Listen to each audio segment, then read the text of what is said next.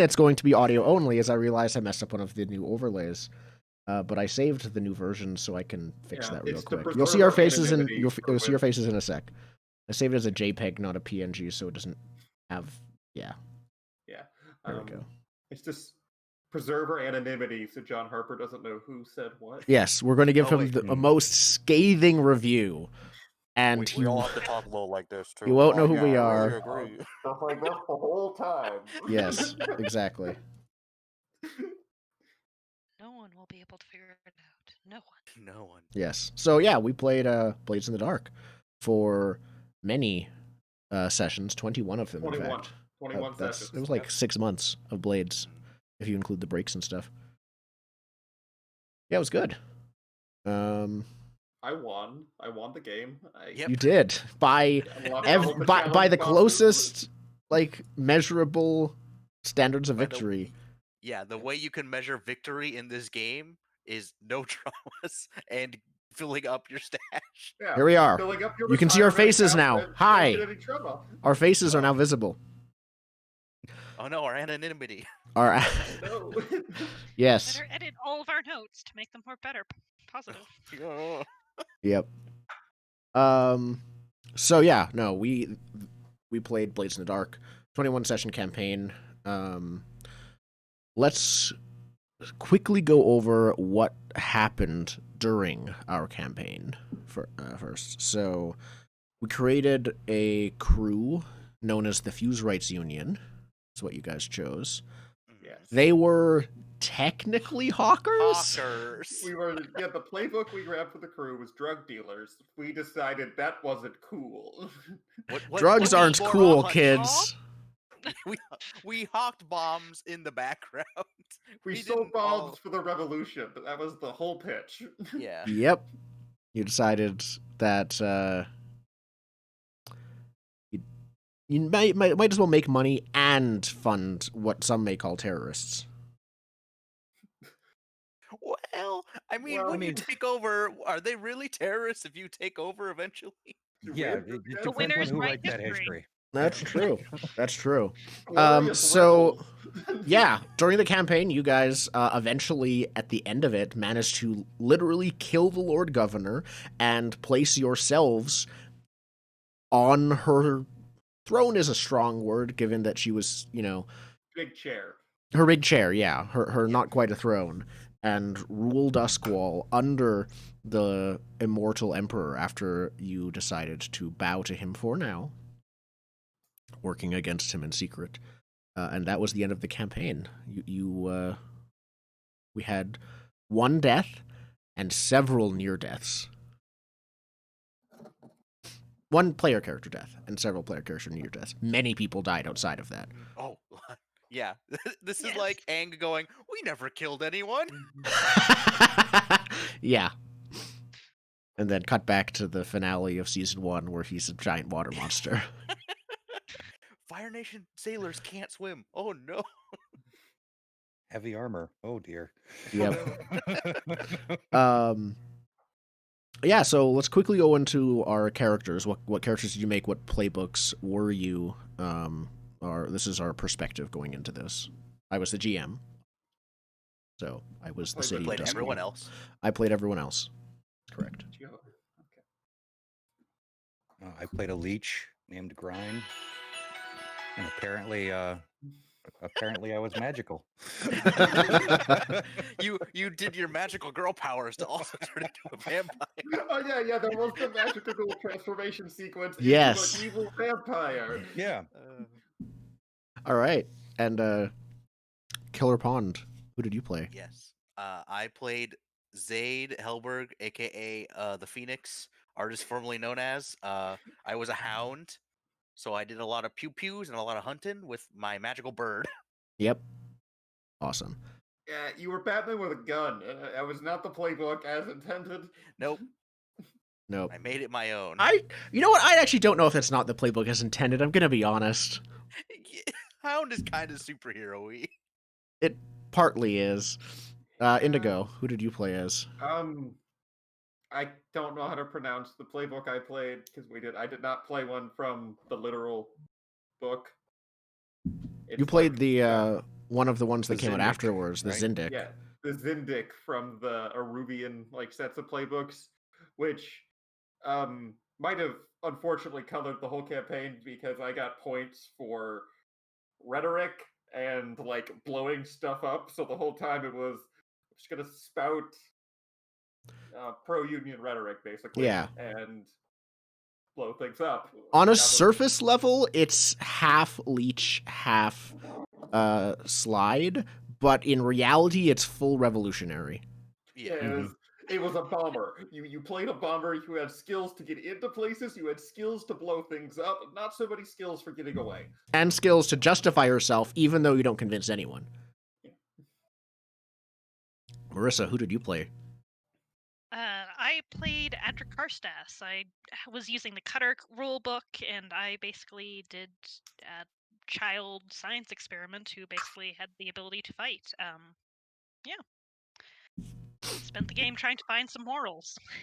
Yeah. Did we ever get you a criminal name, or we always just called you Adric? Yeah, no. He went through 2 years of, criminal activity and still couldn't find himself a nickname. No. But he got a nice suit. He did. And then Mercy made me bleed on it. You got stabbed in your nice suit. Yeah, it's a pain. I always hate getting stabbed in my nice suit. Yeah, and so that was our campaign as you guys rose through the ranks and eventually you befriended many factions, recruited some, infiltrated others. Any highlights that you want to mention during everything? There was a train heist. That's my first Train highlight. heist is cool. Train heist was a good mission. I just loved our relationship with Skurlock, from hijacking his power to him becoming our patron to him giving Listen. us our final job. Just, What a character arc for Skurlock. What a Yep. arc. Yeah. Skurlock, for him, the immortal power was the friends he made along the way, because now he's literally stuck with 2 of them. Yep, he's I stuck with have a us. headcanon that he was actually the protagonist of this story, and like we were doing stuff in the background. He could write a book from his Yeah. perspective. His and then Blades some- campaign started during that 1-year break in character. That's when he built up his rep. I just think it's like a Bilbo Baggins style novel where it's Skurlock writing it all about what happened past, in a long gone era. Skurlock writing down what he remembers from it, as opposed to an as it unfolds kind of story. No, it's his direct memory in recollection. the future of the events Yeah. of the time. It's chapter 1 of the founding of Skurlock's empire. That's what it is. Yeah, the last chapter is and then the rest is history kind of bullshit. Exactly. I think also including Skurlock and Train Heist, I really like the Water Demon jailbreak double cross. Oh, That was yeah. cool too. When oh yeah. you guys decided, fun. totally, we'll help you, Ulf. Don't worry. We should kill them, Kill 'em. demons. Kill them. And then they did, like a natural disaster. They just literally left craters in the ground because they rolled a triple crit to kill them. I don't understand exactly how we fell into it, but we did somewhere along the way take down the ghost cops. We did. We helped take down the ghost cop. I think that started with Satara. You guys, yeah. No, it was the I think it might have been the Hull. the Hull started No, it. no, but we- then we got- Skurlock. No, the whole was later. It started with the taking because You owed were robbing Skurlock. the ghost cops, and then we saw our first evil robot. Yeah, you owed Skurlock. He wanted you to steal this one thing from the Spirit Right. Wardens, and then it just kind of snowballed when you got caught and fought a Hull, and Wasn't there an entanglement about demonic something or other, and Satara showed up? Yeah, yes, she That was was- a randomly rolled event. it was a randomly rolled event, and so she's like, "Oh, you did this job. Okay, let's have some more stuff go on. It's not over." Because deals with the demon always just like a one-off thing, and then you both part ways. It's fine. It's never any always consequences. Honestly, that's how it worked, but we kept poking that fucking tiger. Yeah, kind of. I usually play it so very few of my characters, NPCs, actually will directly lie to you guys, even if they have ulterior motives or things like that, because that is way too easy to distrust them if everyone always lies all the time outright. So, yeah, I played my demons relatively honest.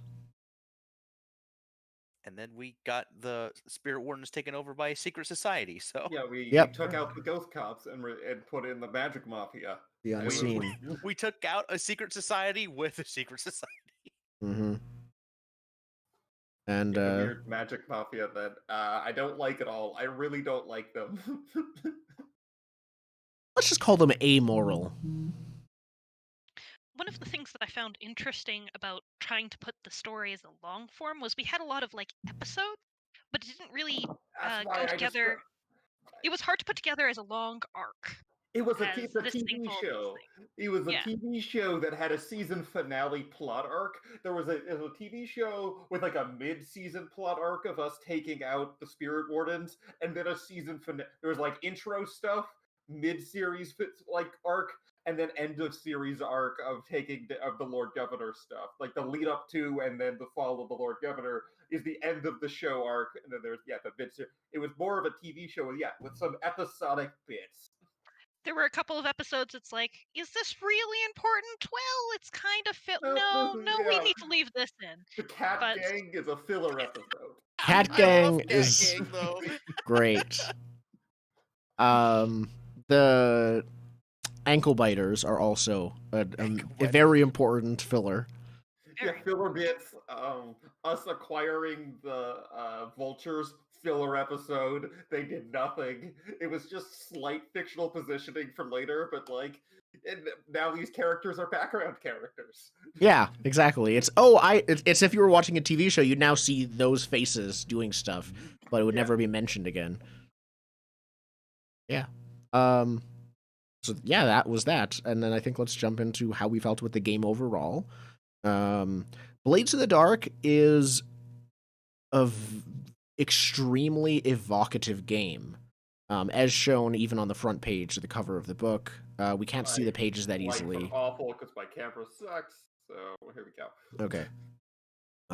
But yeah, if you have the book, the first thing you will see and notice that'll jump out is first the thing art. You'll do when you pick up the book is you get upset that it's a matte cover because it means that every time you touch it, there's a handprint from anything that's on your hand. But that's probably that's the very first thought you have. Criticism number one. Are you sure I can't read into that and make it like an intentional, brilliant moment of artistry? No.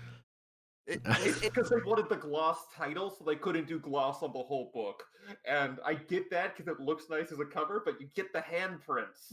What if it's a metaphor for every time you play the game, you imprint upon it ever so slightly with your own personal... Yeah, but I don't... Yes. I John Harper, confirm or deny? Bags and boards in the log boxes. Like, I want Okay. my books to look nice. This just hit a level of pretentious that I'm not comfortable with. Yes, so yeah, Blades in the Dark, overall, for those who have never played it or heard of it, is a game that is a supernatural, very dense, urban crime game.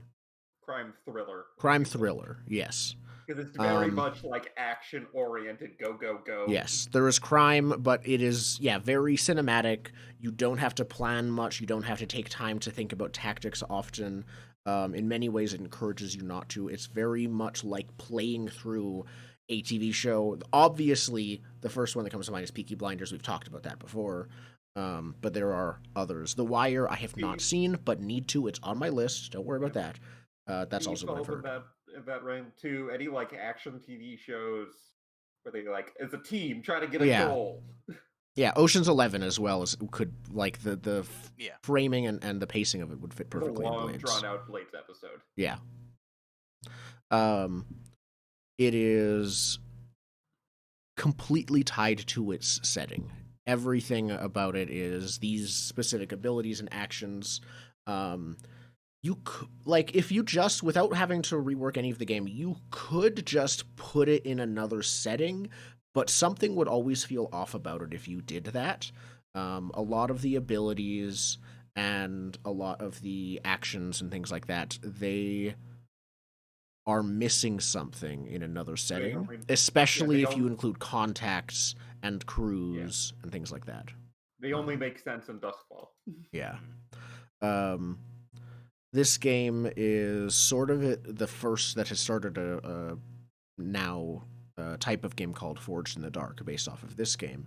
It is powered by the apocalypse, but in a very different way than most of those games. To the point where you wouldn't say it's powered by the apocalypse. Not in the traditional sense. It doesn't use the structure of any powered by the apocalypse games.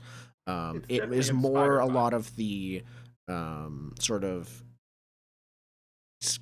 gameplay style almost is more powered by the apocalypse than anything else. You sort of think about just doing the thing and roll the dice of whatever comes up. Yeah, often. That's story game ethos. Basically, yeah. And the book itself includes a lot of, like, it's about the city of Duskwall. That's what it's set in this, like, sunless empire. There are dozens of pages that are optional, mostly, we'll get to that, of setting lore and flavor, and here are these characters, and here's this. There's a lot of depth to the game that probably, even after 100 sessions, we wouldn't have seen it all, I think. Yeah. Anyone else have anything specific to say about the setting? The setting comes out as you play it. Is really the thing I got from it. It's not like you sit down and you read the setting and you know where everything is. It's like, oh, I need a new bar. Let me flip through this book and I'll find one of the bars listed, and that's the bar I'm going to. You use it like a guidebook of the city when you're deciding player actions. Yeah, you're right. It gives you a place to go. It's like, oh, I need something. Where do I go for that? I'll look in the book and I'll see where the weird shopping district is, and I'll go there. And we're all drawing from the same, like, travel guidebook, ostensibly, for the setting, as opposed to us all having it memorized. Like, if you play games in the Forgotten Realms as a setting example, kind of the expectation in that is you either know it all, so you catch the Easter eggs or all of the lore about what this god is that's not specifically listed on that statue. Mm-hmm. Like, you only know that if you know that outside of the game, but this is designed for the opposite, where it's find out together, use it like a travel guide. Yep, I agree with that. It is very good in a lot of this game, setting included, where it is as shallow or deep as you need it to be to a degree. It is, oh, you don't want to get involved? You're welcome to ignore the entire thing about ghosts if you want to. It's a big part of the setting, and you can still ignore it.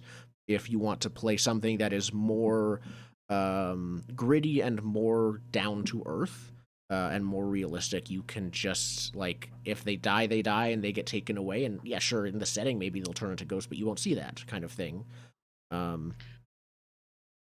That would probably be the one thing where I actually disagree. I think you could pick up this book and put it into a different setting, with the one exception of the supernatural. For action roles, like Attune, for the fact that demons and ghosts and all this exist, and that flavors the way that things act. The rest of the roles, the rest of the things, that could be just a normal city. It's the supernatural aspect of it that was Duskwall. Yeah, because even, like, when I would try and toy with, oh, how can I make, like, a Forged in the Dark game? It's always Attune that's, like, the one action role that stands out. It's like, how do I replace Attune? Because without ghosts, there's no reason for Attune to be there. Yeah. But, like, that's, like, very specific to this setting. Yeah. And we would have a whole thing about hacking Blades in the Dark. In fact, there are things about hacking Blades in the Dark. If you want to do that, look them up. They are very good. There are instructions on the website. There are interviews with John Harper. Recently there's a Mass Effect version of Blades in the Dark that actually is just in testing and just came out. I don't think it came out, but they just streamed it. Yeah, if you watch all of the intros to our videos, you could probably assemble a mall food court Forged in the Dark game from our notes. And we will buy it if you do. Yeah, we will buy it from you. We'll buy the rights and then sell it ourselves. Just get back to us with the text. Yes. And if you make it without us, we'll sue you. Yeah. Because everyone knows game ideas are gold. Completely unique. That's what... Okay. I'm joking. But... So, let's get into the game. This is going to be odd as a discussion and review because so many of the pieces of blades are linked to multiple other pieces, and so it's hard to talk about just in order one, then the other, then the other. We're going to probably wiggle a bit in how we do this. But the very first thing that we did was create characters and the crew, both of which have their own playbooks in this, which honestly is still close to, I don't have a favorite part of the game, but it's definitely one of the things I think about as like a crew playbook being one of my favorite parts of this game. Having the crew playbook was such a unifying factor. We could be at odds with other members of the crew, but we knew that in the end, there was a crew playbook, and it had these people in it. Yes. Yeah, right. That's... I like the crew. Sorry. I like the crew playbook because you could pick that first together and be like, and then you could go off your own little corner and look at the list and be like, all right, now what do I want to be in this kind of crew? Because that's a much easier question than what kind of criminal am I, as opposed to what kind of criminal am I that sells drugs, or what kind of criminal am I that smuggles stuff? Yeah, the crew playbook. That's an easier question. The crew playbook is the cornerstone of the game for many groups, you'll see, and it was for ours. Even if we didn't end up following that much, I think it still was. It was, what kind of group do we want to be? If this was a crime drama, what kind of crime and what kind of crime drama? Because there are several subtypes. And the crew, not an individual character, is what the game is about. You can rotate characters in and out, which we didn't end up doing, but we definitely thought about it. You can have a year-long time skip where one character's in jail, and it's fine, because the crew went underground for that year. The crew is eternal. Yes. It has its own special abilities, it has its own XP, it has its own methods of advancement that I would argue are actually more complex than an individual character's advancement, because you have rep and coin, and XP instead of just multiple types of XP. Yeah, and it keeps the entire game sort of focused. You know, because you've got those XP triggers and everything else that everyone's aiming towards. Well, they're individually on the character sheets as well, but if you want your crew to advance and your crew to get strong enough to do what you individually want to do, you have to feed into that whole we're doing this because we're this specific kind of crew and we want to hit those triggers. Yep. Yeah, it very much like holds the reward out in front of you. It's like, all right, now play that game, play the right crew, do the right thing for criminals. Like, if you're gonna play the crew, play the crew. Sell the drugs. Here's your token. You just got to do it. Yep. Yeah, I would say, like, I like having the crew as a playbook, because then even, like, we could have played the game like this where you could just start sending people to jail when your heat gets too high and just rotate in like a new cast of characters. But I like how we did it more as like a TV show cast of characters, right? And Yeah. you can do that. It's just you have different difficulties when you don't just start throwing because people if you in jail. rotate them, the characters are less important. If you think of it as a show, if it's a constantly rotating cast of characters, that's cool, but it means the rotating cast is each one of them is less important, and where that translates to game terms is less powerful. Right. Yes. And the crew sheet also gives you immediate skin in the faction game, because there's a faction side to this game as well. Yeah. And similarly, like when we played Stars Without Number, we weren't represented in that faction list, so we weren't as interacting with the faction side of it. That's but correct. With this, you're automatically on that list, so you're in the shuffle. You know, you're mixing it up with other factions, and you want to either get ahead of some or make friends or take some out. You already start as the small fish in the big pond, but not the smallest fish, because there are crews that other crews in the game that won't even technically be tier 0 factions. They'll just be like too small even for that. You will have your foot just barely in the door at the start of the campaign. Yeah, you're not the low man on the totem pole. You have you have guns and you have... You got one person below you. You have your contacts. You have guns and you you have your base and you have a items. job. Yeah. But You know the your stuff intention is enough. always to go up against someone bigger than you, which definitely has you always feeling overwhelmed with what you're aiming at. I think that's why I described it as a thriller, is that exact thing you're describing, where it's like the game encourages you to to punch up. Yeah, you're never really in control when you play. But yeah, the crew playbook is excellent. Both the idea and the execution. You guys chose your character playbooks, so we went over that already. And then the other things that were chosen first were heritage and background. How impactful do you think that was? Especially because our game very much dealt with the Skovland Revolution. So it's probably more impactful than in many places. It only really mattered if you were playing as someone who was Skov. At least in our game. Yeah.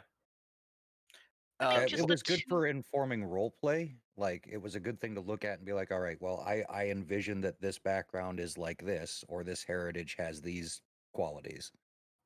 But as far as impacting mechanics, I here and there, not much. Yeah. You could choose to play into it, but as it was 2 words, which didn't have to inform anything, really. Do you feel that it tied your characters into the setting much? I think specifically with our game, yes. And then because it's like when those last XP questions is like beliefs, drives, heritage, your background, right? Mm-hmm. So if you constantly hit on your heritage or your background, then you're getting that XP all the time, right? It's basically pick one is really, I think, the way we all kind of did it for the beliefs, drives, heritage, or background. It's kind of like pick one there.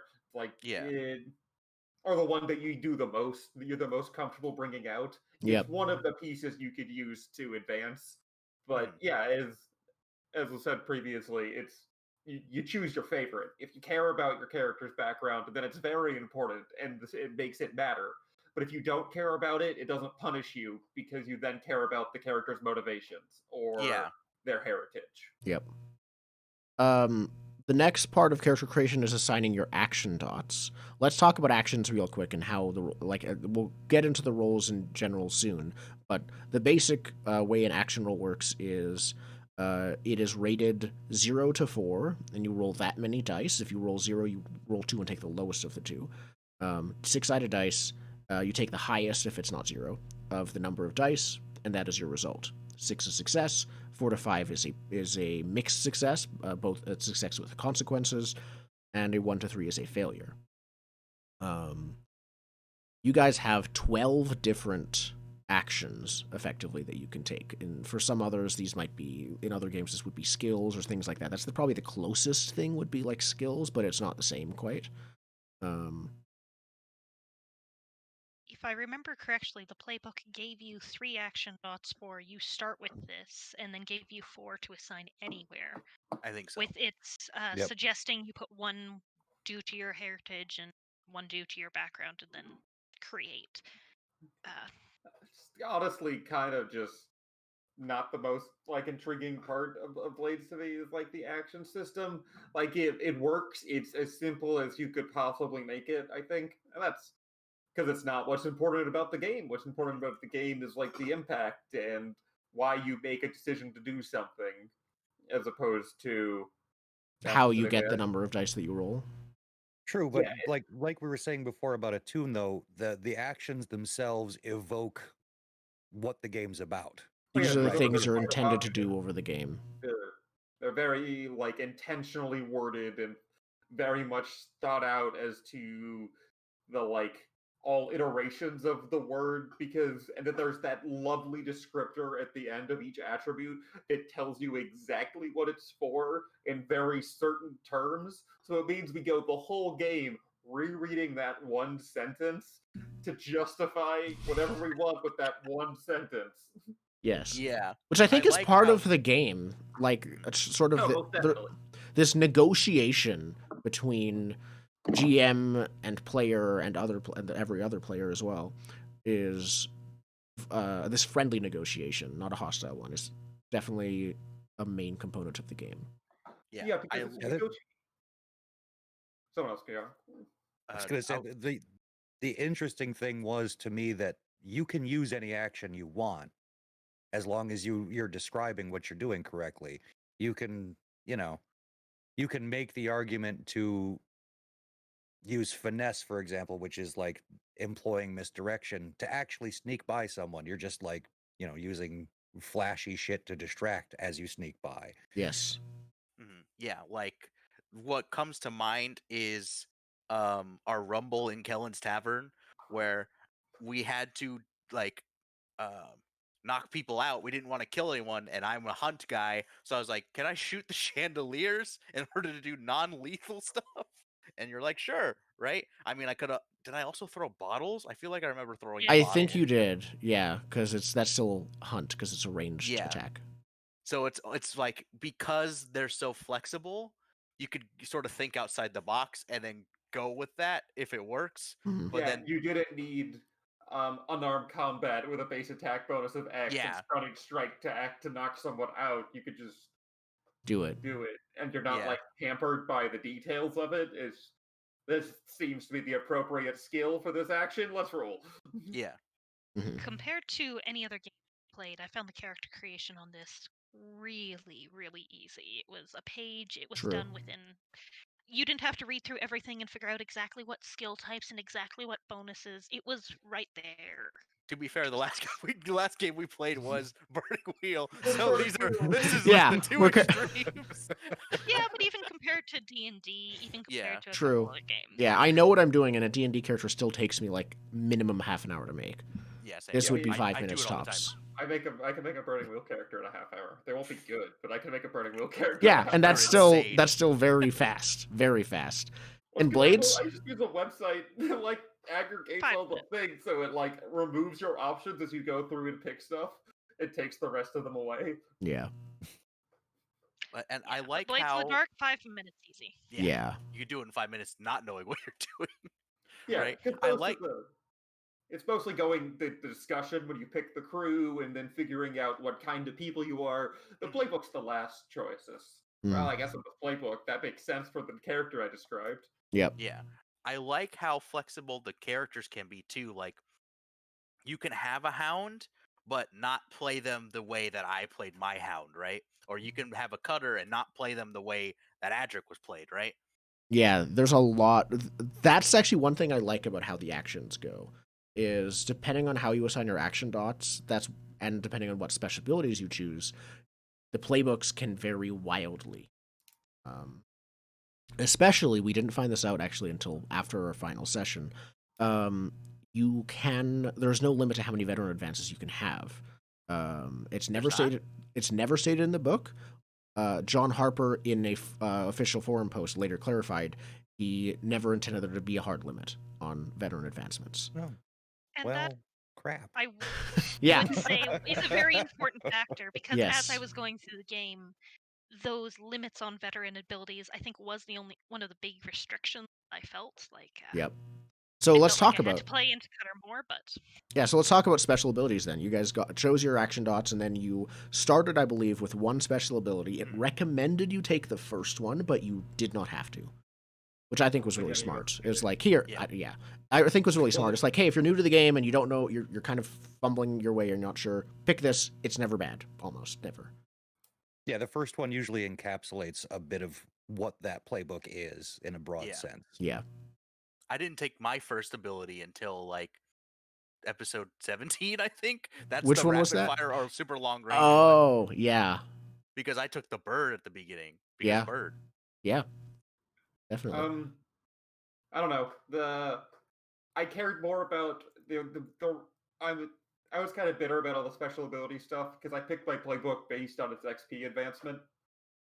Specifically, I was like, this is the thing I think is interesting about this playbook is that's what my XP advancement is, and the special abilities, because we had a leech and we didn't have like we didn't have a slide. Yeah. So but it felt like I couldn't take any of the like alchemist abilities, like half the playbook. Because it would be stepping on. I didn't want to do that because like it's not interesting if we got that much overlap. Yeah, this is definitely something. If you know about the unlimited veteran advances, double check with your GM if you're a player that is good with them, obviously, because it's your game, not John Harper's game table. But he did intend it to be unlimited. He just never stated it. Yeah, I just like I don't know. That's just kind of like a personal thing. I don't like having too many people in the same niche because then the arguments, well, I am 2 points better at this, as opposed to, well, I am the hacker. Yeah. Over time, I think you guys did well with sort of being both similarly specialized, but in a complementary fashion. Like Hicks, you definitely felt more sabotagey than Grind's.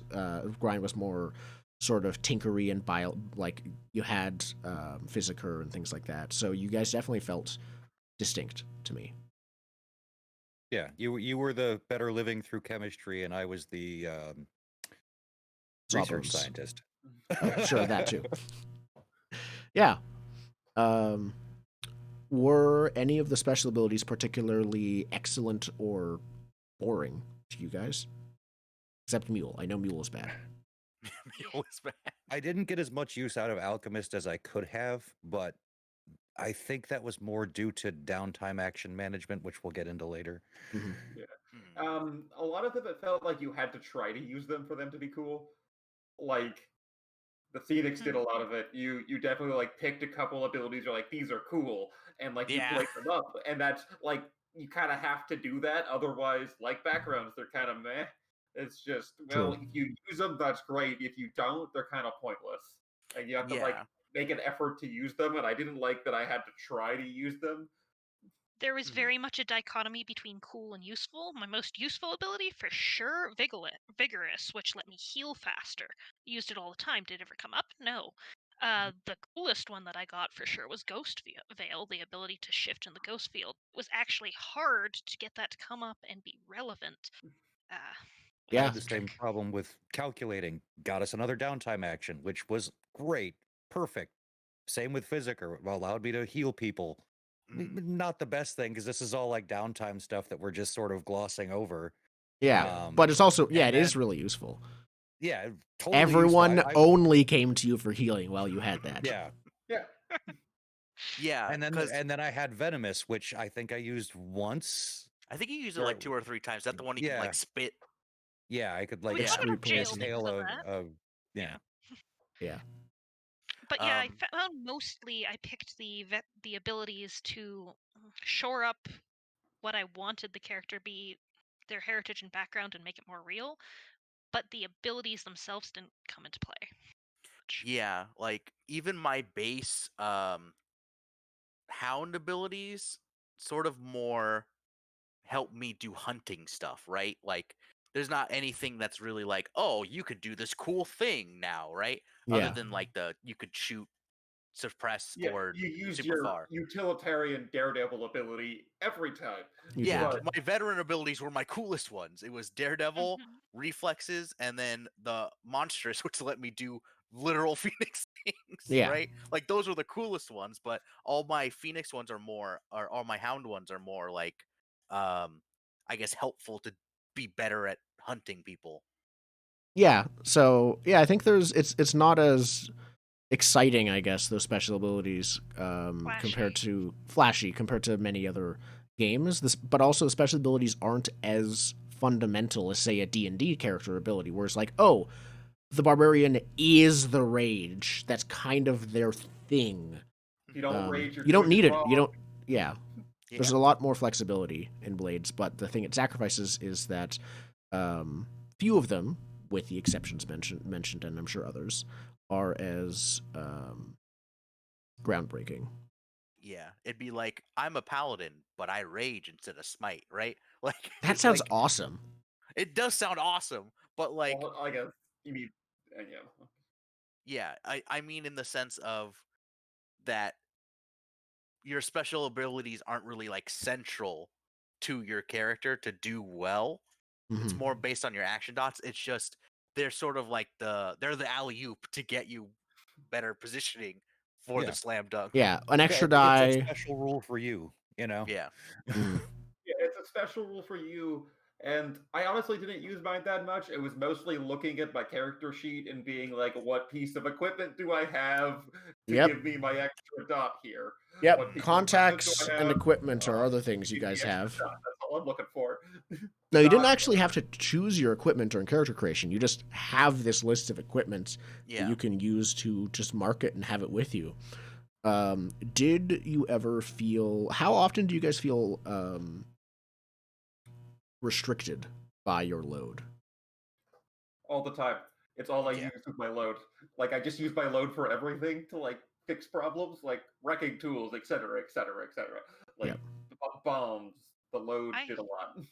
To explain load first, the way that it works is before every score, which we'll get to, but before you guys do like a job, you choose either light, normal, or heavy. That affects how much you can carry and how suspicious you are and how fast you can run. I found I had a weird problem with load in that I almost never hit my load limits with the exception of whenever I had to deal with armor. So, because of playing a cutter and because of playing someone who was in combat all the time, my load was armor, weapon in the Hawker's rigging, and there was not a choice. If there was anything else needed, I relied on somebody else to bring that load. And armor wasn't needed, well, my load slots were empty. Yeah, without Hawker's rigging, I feel like us two as the fighty people would have had a way harder time. Yeah, Because I just always brought my rifle with Hawker's rigging, and that's then if I true. needed pistols, I pulled them out. Yep. Right, but other than that, it was armor or like a spyglass if I needed a scope. Yeah, with me it was just tools. Like it was all tools and my bandolier of alchemicals. I think one time I brought climbing gear, and that was it because I couldn't fly yet. Yeah. So you guys didn't end up really using. You guys had a few things within your gear that you used, but you didn't tend to spread out a lot within the larger list. Yeah, there were like 20 things per looked at it, character. There's like a list of 10 things that every character has, and like I think 5 or 6 that your character has. I Especially, use my character specific list every score. Like not the whole thing, but like stuff from it, every single score. The only thing I would ever use from I barely used anything from the general list, honestly. Sometimes drugs, because drugs was on the list, and that's an easy bargaining tool. Fair. Like, here's some drugs. Yeah, like especially as a more combat focused character, a lot of the things on the general list are weapons of some sort. So why would I take a shitty pistol when I can pull out 2 fine pistols? Exactly. Right? Or I think even on the general list, the only things I used were climbing gear that one time, the boots that we stole specifically for the train job, and then the demon spray that we made. Yeah. Everything else was like from my list. Yeah, but that's what it's for. Like the list that's what the Schrodinger like gear rule is for. Be like, we don't know what kind of scores you're doing. Don't worry about it. Your character has in your magic pocket. Yeah. I did like that version of the magic pocket. Like that was interesting in okay, I don't have to pick every single time everything I have. It was just the limitations of your magic pocket is only so deep and that is pretty shallow that kind of made it a bit of a problem. As for picking like light, normal, and heavy on load, that was a really easy choice almost all of the time because heavy gave you one more thing, but it took away your mobility, which was a huge thing. Light lost you to, which was a huge deal in both cases. So I didn't like how little choice or how much normal was the optimal choice. They could have just said normal and not made it matter at all. Because honestly, the like heavy weight thing never came up. If heavy gave you an additional +1 or +2 above normal, or if light was only 1 less, if they switched like how significant it was, if heavy was much more and light was slightly less, that might be done. Yeah, it was more that I was thinking like there was no explicit bonuses or negatives for heavy or light, except for like the numbers. It was just a different description. Yeah, there wasn't like a strong mechanical bonus. Honestly, they could have just left that all out, and you have this much load for a score making Hawker's rigging or like whatever kind of rigging your crew has a really good crew advancement. Otherwise, it's just take this advancement to never need to take heavy. Because that's fair. Yeah, honestly, it wouldn't be that big of a deal to just remove choosing. Yeah, it's always regular. Yeah. Something to think about for our upcoming Blight. One question I have now, in the setting, there is no sun. That's the sun is gone. Did anybody ever use a lantern? Because I don't remember ever using a lantern. Nope. Never. Was that an item? It is an item. Night vision. Oh. Everyone's so used to it being dark. Everyone's eyes have adjusted over the millennia. We're all mole people. Lights and stuff.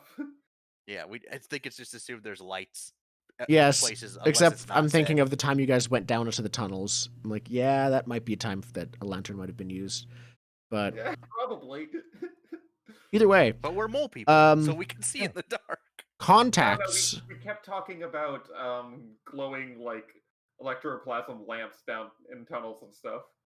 Yeah, fair. Yeah. Contacts are the next thing that you guys pick, both as a crew. I think you pick one, if I'm not mistaken. We have a crew contact list, and then as characters, we have contacts. You each have your own personal contacts. That's correct. Yeah. So for our personal, we had a positive and negative, and for the crew, we just had one positive. Yes. Yep. How influential and important do you think that ended up being to the game? In the beginning, very, because the magistrate that we took ended up getting us out of some legal trouble. Yeah. But then we sort of pissed him off and just didn't talk to him again. It's very much an arbitrary choice that doesn't really matter. But then the fact you made that choice and it means the character is important. Mm-hmm. Like that's all that the contact choices really do. Which character or characters do you want to feature in the game? Which characters do you want in this story, and which characters are just in the background for the game master to pull up whenever? Yep. Yeah, if you want to pull up a character, you can, through your. This is friends. You highlighting someone you want to see in the story is all that the character context really serve for the purpose for. We pick Skurlock, we want to see Skurlock. We pick the magistrate. Skurlock was a faction choice, I think, actually, which is also great for this. Skurlock was a faction choice that we took a -1 with him because we were stealing his power. You took a -2 with him, actually.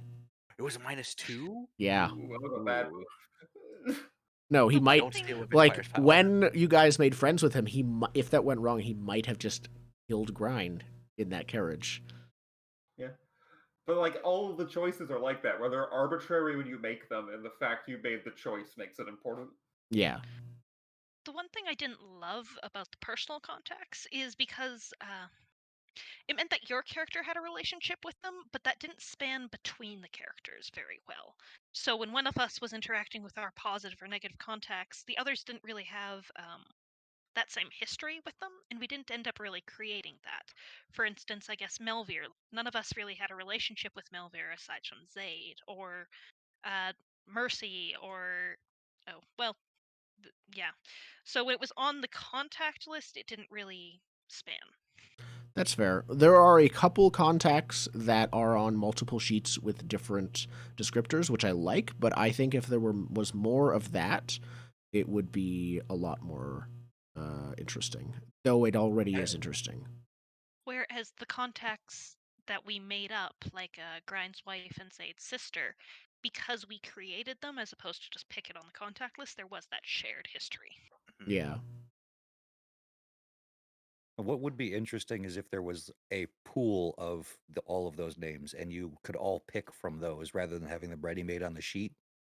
True. Yeah. But the thing I like it about being split between sheets is specifically the to the Whisper, this person is this thing. I think it was Satara, actually. The Whisper has Satara and Skurlock on their list. Yeah. And Nyryx, yeah. Yeah. And I think Nyryx is the one that changes. They're different to two people. The Whisper knows them as a ghost, and someone else knows them as something else. I think the Slide knows them as a prostitute. Yeah. Okay. So more sort of double dipping for you know them in this way is one of my... That's a missed potential, but it was still very good. the Zindic list was like madman, seditionist, drug addict. It was like, Yeah. okay, cool. My interesting list of people. The I'm glad outsiders of society is your I'm list. glad I can do anything with this list. And the cutter list was basically someone who fights differently, someone who fights differently again, and just that was Yeah, it. they fight with their And a fist. doctor. What And a were they? doctor. And a doctor. That's true. And someone who heals all of them. Oh yes. Well, you Yeah. have to have a doctor. Yeah, I think the only thing that I think that if there's a lot more overlap would happen is like, let's say there was overlap and I took a positive with Mercy and you took a negative, we would not have had what we had in that game, right? Like But it in some makes ways, it, I would have enjoyed it. yeah, it would have been interesting, but I feel it's harder to pull in someone as like an antagonist when they're a positive on someone else's list, right? There'd be a lot more drama almost in a different way if it was more conflicted like that. Yeah, Yeah. it would run counter to having the crew sheet. I think it would put too much conflict in that. Mm-hmm. Yeah. So then we have Vice. How important was Vice to the game and you guys? Because on one hand, it is a core component. It's the only way to reduce stress. On the other hand, Vice purveyors didn't come up a lot. I mean, I sort of built mine into the motivations for the character. I had an obligation to a certain faction, basically. Mm-hmm. I did the same at the beginning. Mm-hmm. So it helped with the role play a lot, and it sort of grounded the character in the setting. Mm-hmm. Although I think Indigo would have a completely alternate approach here as far as I picked the Vice. Vice. You were the only one, Hicks, who played who had a normal Vice. Yeah, I had a normal Vice. It wasn't weird. There was no weird requirements. I didn't need to go like get it administered by some stranger in an alley. No, it was just drinking at a bar, like the simplest kind of Vice that the game has to pick from. Besides, I guess, going to church every Sunday, but like, because that's also At the Church of Ecstasy of the Flesh, that would be weird relative to just drinking it's at a bar. weird. It's a weird church. I'm not trying to argue that point, but like those are the two simplest vices. Basically, it's like normal faith or normal bar drinking, and I picked normal bar. Those are the simple ones, and I figured like that's an easy choice. I don't need to put much work in coming up with something weird. It'll just work. But what happened was it was just I just make a roll because there's bars everywhere. It didn't come. The only time it rarely came up. We got like 2 interesting scenes out of it. Yeah. Yeah. The one time it Vice? came up. Oh, here you go. Go ahead. It came up when you lost your purveyor, so you couldn't go back to that same bar. So you like, I thought it was interesting. You went to a brothel that has a bar in it and just never slept with any like prostitutes. Yeah. Like, But that that was was just like me using, as I was saying earlier, like the Blades in the Dark book as a like tourist guidebook to be like, where's my new bar? Yeah. Exactly. Which I liked because that gave us an excuse for one interesting scene about Hicks finding a new bar. It was very much just like a little side story that was like a C storyline in an episode. If we're still thinking of it like a TV show, the C story was Hicks wandered for a bit to find a new bar. Yeah. I think because you never took any traumas, you were literally like, I could stop whenever I want. Like, Yeah. you're literally that guy. Yeah, I think the trauma. That's the thing. The Vice was tied to trauma. If you never got trauma, the Vice never picked up because if I Yep. didn't go to a bar, it didn't hurt me. But if Yep. you have trauma and you don't revolve your Vice, it hurts you. I think that. Oh, I would consider the Vice to be incredibly important, but I'm not really convinced we used it properly. that's for what I was gonna something say. I think the like more we- you sink your teeth into it, the more it can give back. But we sunk our teeth into other parts of the game, which That's is how the whole fine. game is. Yeah. That's When just it the came- whole review. That's the whole review. Is like it matters what you choose to sink your teeth into. Like with the Vice, it was a little bit tricky because I think that in some ways Indigo did it right with the drinking. Like the Vice was supposed to be something that was bad for your character, and we all chose vices where we're doing good things to relieve stress, which was a little bit tricky. It was also very difficult to balance how much Vice impacted the game, because there were some where it hardly came into it, like the drinking, and then there were some that just took way too much time, like when I turned Mercy into the Vice, and that was full on You're scenes without basically anyone getting your else, own which was side not quests. really. Yeah, Yeah. you had a series of side quests where I had That random culminated roles in of an our optional list. boss fight. So I really like the intent of the Vice and how it was supposed to work, but there were just so many different ways that we could mess with how it was supposed to work and make it less effective, and I think we explored a lot of those ways intentionally. Yeah. So we did it wrong, mostly. But it was still neutral, and we did it wrong. I think if you do it right, there's a lot of good. You Yes. could get a I lot will of say, fun out of just it. get your characters addicted to drugs. Yeah. It's Get good. it Always choose drugs. Specifically an illegal drug, because legal drugs. Oh yeah, legal drugs are boring in Blades. Get something that's hard. Get some like demon Rage blood in essence. your veins. yeah. Rage Murder. essence is too legal. You just have it as a cutter. I think that might have been an effect of just the general thrust of our game, just generally, because we were all, with the exception of perhaps a murderous child, decent people that were like just trying to eke out a living in a crappy society because we've been forced into a bad situation. Yeah. So You were, most of you were criminals, not out of, most of you were not like criminals with a capital C. Yeah.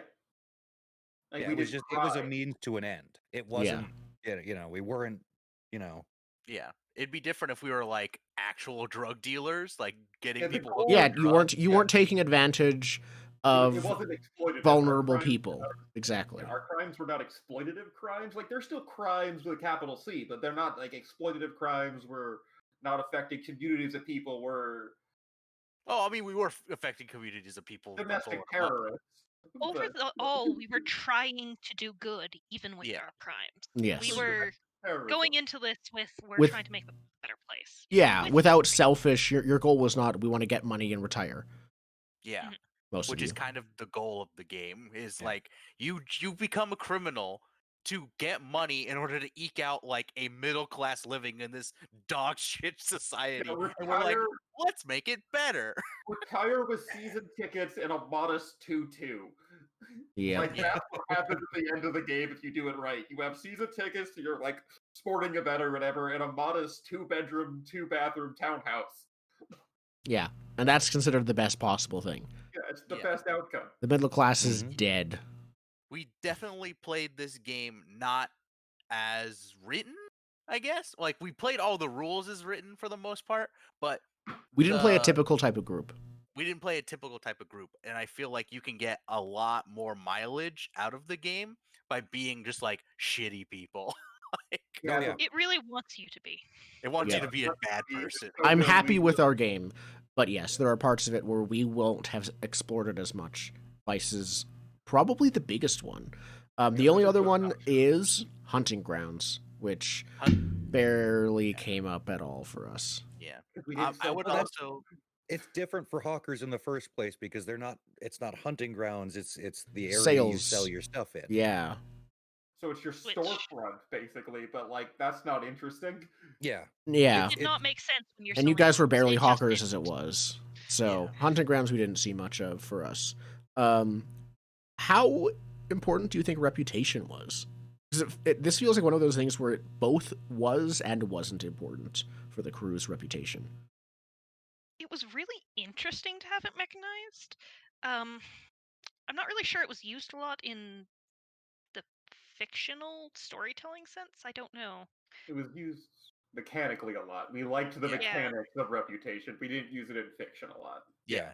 I think No the one big came thing up to is you get XP for people knowing your name and Yeah. like knowing about you, Yeah. which is No interesting. one really came up to us and said like, you're those no fuse right kids, eh?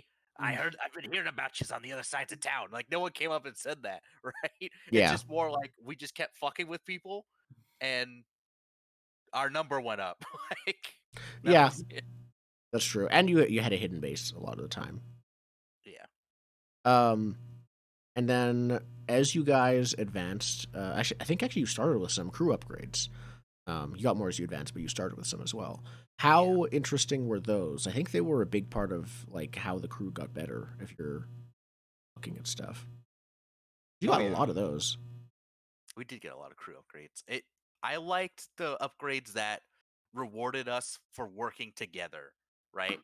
Like synchronized was amazing because the crew special ability is fantastic. Yeah, I like the flavor of that, like in character, and I like the mechanics of it because it's like, okay, team, let's go, let's do this prowl, because otherwise you're having like, okay, oh yeah, no, it's a I'm music gonna go score where the camera cuts between each. Like the synchronized is like the like heist scene where everyone's doing their own little job, and it's quick cuts to everyone doing their job simultaneously. Yeah, you even have the TV split so it shows everyone at the same time in like four corners or something like that. There was a bit of a dichotomy between, okay, does this crew upgrade make sense to take from story or mechanical advantage? But it worked out pretty well in ours. Yeah. You guys stole a carriage and then got a carriage. Crow's Veil, right? Yeah. Yes, that was the very first thing you started with. With narrative justification, which meant now that when your bird was gone, you no longer had that. I don't think he was ever gone though. Like you offered only I only was mentioned once messed or with twice. Me a couple of times. When you were by yourself, yes, it did. Oh yeah. You gotta let the Birdman know when you're gonna go killing. He'll lend you his bird. Yep. Yeah, there's a lot of aspects to characters. I think that's mostly it. Yeah. But characters are complex, and it's going to keep coming up. But they're only as complex as you want them to be, because a lot of these pieces, if you leave them alone, they don't bother you. As this is not like Burning Wheel in that way. Yeah, that seems to be the core ethos of the design of this game, is that everything like just chugs along in the background, and it's all about where you take your highlighter and you highlight and you circle, be like, this is what my character does. My character interacts with this mechanic and this mechanic and this mechanic, and the rest of it could not be there, and it's fine. Yeah, we'll probably say it a dozen more times during this review. Yeah, like the biggest thing that we never touched was the prison stuff, because there's a whole like sub game in prison. Mini game. Mini game. You guys managed to get someone else to go to prison for you, which I let you do one time because they didn't know who you were at the time. Yeah. We didn't figure it out until we did it at the end of the game. We're like, oh, this is its own mini game. We just didn't touch. We could have been sending people to prison and not having to worry about four heat or whatever, like reputation 4. No, again, that's the thing about playing a different type of game. And also playing a game that's more long-term, because 21 sessions is long. Blades could go longer. You could double that with Blades. Yeah, and still have a lot to do. If everyone introduced one more character. Yeah. Oh, yeah. Yep. Absolutely. But I think let's go over the roles. There's a lot of different types of roles. We'll go over them as they make sense. I already talked about, rolls go 1 to 3, 4 to 5, or 6. Because you're rolling multiple dice and take the highest, the chances and likelihood of each result is really interesting. Because 1 to 6. That's all you're doing. Yes, you do want to roll a 6, but you want to. You're never completely. You never don't have a chance. That's one of the things about Powered by the Apocalypse in the typical sense is, I'm rolling 2d6 with my -1. Okay, I need a 10. But with this, it's, okay, I have 0 in this. Let me take a devil's bargain. Someone help me. I have 2 dice. I have a good chance of at least getting a success with consequences. Yeah, even if you're rolling 1 die, you have a 50-50 shot of getting it done, but having something happen. Yeah, versus with a -1, you have over a 50% chance of just flat failing. That took a little bit of getting used to. I liked it once that kind of clicked, but the realization of, sweet, I got a 4, but this was a desperate roll. I kept thinking 4, that's success, right? And not realizing, oh, that was desperate. You're still getting shot. You're still getting shanked. So the fact that the success was always as good as the effect, but the negative effect was pretty much always as bad as the position. Do you think that was because we came from Burning Wheel, where we wanted a specifically 4 or higher on our D6s? I think that might have been a good part of it, yeah. Okay. But The other Once thing it connected, it wasn't bad. Yeah. The Burning Wheel is more about the action and the intent, and you declare the scope and the consequences ahead of time. Yeah, and oftentimes even an outright failure in Burning Wheel is a success with consequences. But we already talked about Burning Wheel. I'm intentionally but my point is here, this is not about a negotiation. The negotiation is in the number of dice you roll, but it's not about what the intent is. It's not about what the like outcomes and consequences are. It's do you succeed at the action? Yes, mixed or no. Yeah. Yeah. It's about the series of events to do the action. If the action is stab bad guy with knife, it's about drawing your knife and rushing them and stabbing them. It's not about a combat action. Yep. It's about that narrative beat of and then you attack. Yep. There are obviously you'll do when you do your actions, you roll for those. If you want to do something that definitely isn't guaranteed success, but you're not sure about it, oftentimes there'll be a fortune roll. Fortune rolls is basically the catch-all term for the GM. Usually the GM makes a roll. You do fortune rolls if an NPC doctor is treating you based on how good they are, and there's some guidelines for that. You do fortune rolls. A fortune roll is technically, I think, what happens at the beginning of a score. Is that also a fortune roll? That's an engagement roll. That's an engagement roll. That is different? Okay. The fortune roll is the catch-all for any non-specific roll. Yep. Fortune roll is like dumb luck. Like, does this guy have the keys? Yeah. Make a guess, choose a number of dice, roll it, and see what happens. But when you are rolling, there are a number of things you can do to increase your chances or sacrifice something to get an increased chance of success now, sacrifice something for later. The first and best one is the Devil's Bargain. Devil's Bargain is Devil's Bargain is the best in a vacuum part of this game that you can put in so many other games. Yeah. It's going like, hey, you can get an extra die, but this bad thing will definitely happen. Yeah. Or I'm going to start a clock. What does it mean? Who knows? Yep. Yeah, you could take inspiration out of D&D and put in the Devil's Bargain, and D&D becomes a much better game. That is... Never mind. I'm doing that. Curse of Strahd. Devil's Bargain. Yo, don't do it for Strahd, please. Oh, yeah, no, you can totally do it. Sacrifice for advantage. Offer up. Man. I'm probably going to do that. Idea. I'm going to definitely do that for Kurt. Because we never use inspiration anyway. Yeah. Okay. Devil's Bargain is fantastic. Yeah, essentially, it is a guaranteed, no matter what the roll is, this bad thing will happen, or it's usually small, or builds up, or it's in the future. It's future you worries about that. Right now, you have to not get stabbed, so I accept. Yeah. Present me is about to die. Future me can fuck off right now. Exactly. Exactly. A good Devil's Bargain, I felt... It was interesting because I tried to make better Devil's Bargains over time, and I tried to make good ones. I think my favorite Devil's Bargains were actually some of the ones you guys declined, but I like making you just, like, squirm from the Devil's Bargains. Is it worth it? Is it worth it? Yeah, that's what I want. I don't always want you to accept them. That's a bit... I'm being too I agree. easy. Those are good. Where it's like, is it really worth this cost? Because otherwise, it's just a bargain. Yeah. Yeah. So, I think that's really good. And as a GM, that's something you want to, invest... You have to aim it at each player and character, see what they care about, and twist the knife. Yeah, I'm just the worst because I don't want to get hurt. So I don't like them. That's why I never offer harm for you. I'm like, you'll just say no. I just do I don't like losing anything. I don't want to give it up now. Yep. Yeah, to get Indigo, you had to do future Indigo's problem. Like, hey, you can do this, but Jedi's might come around later. You're like, oh yeah, sure, let's do that. That's a new seed. Yeah, exactly. You can also, instead of accepting a Devil's Bargain, you can push yourself, which takes 2 stress out of your, I think, 8?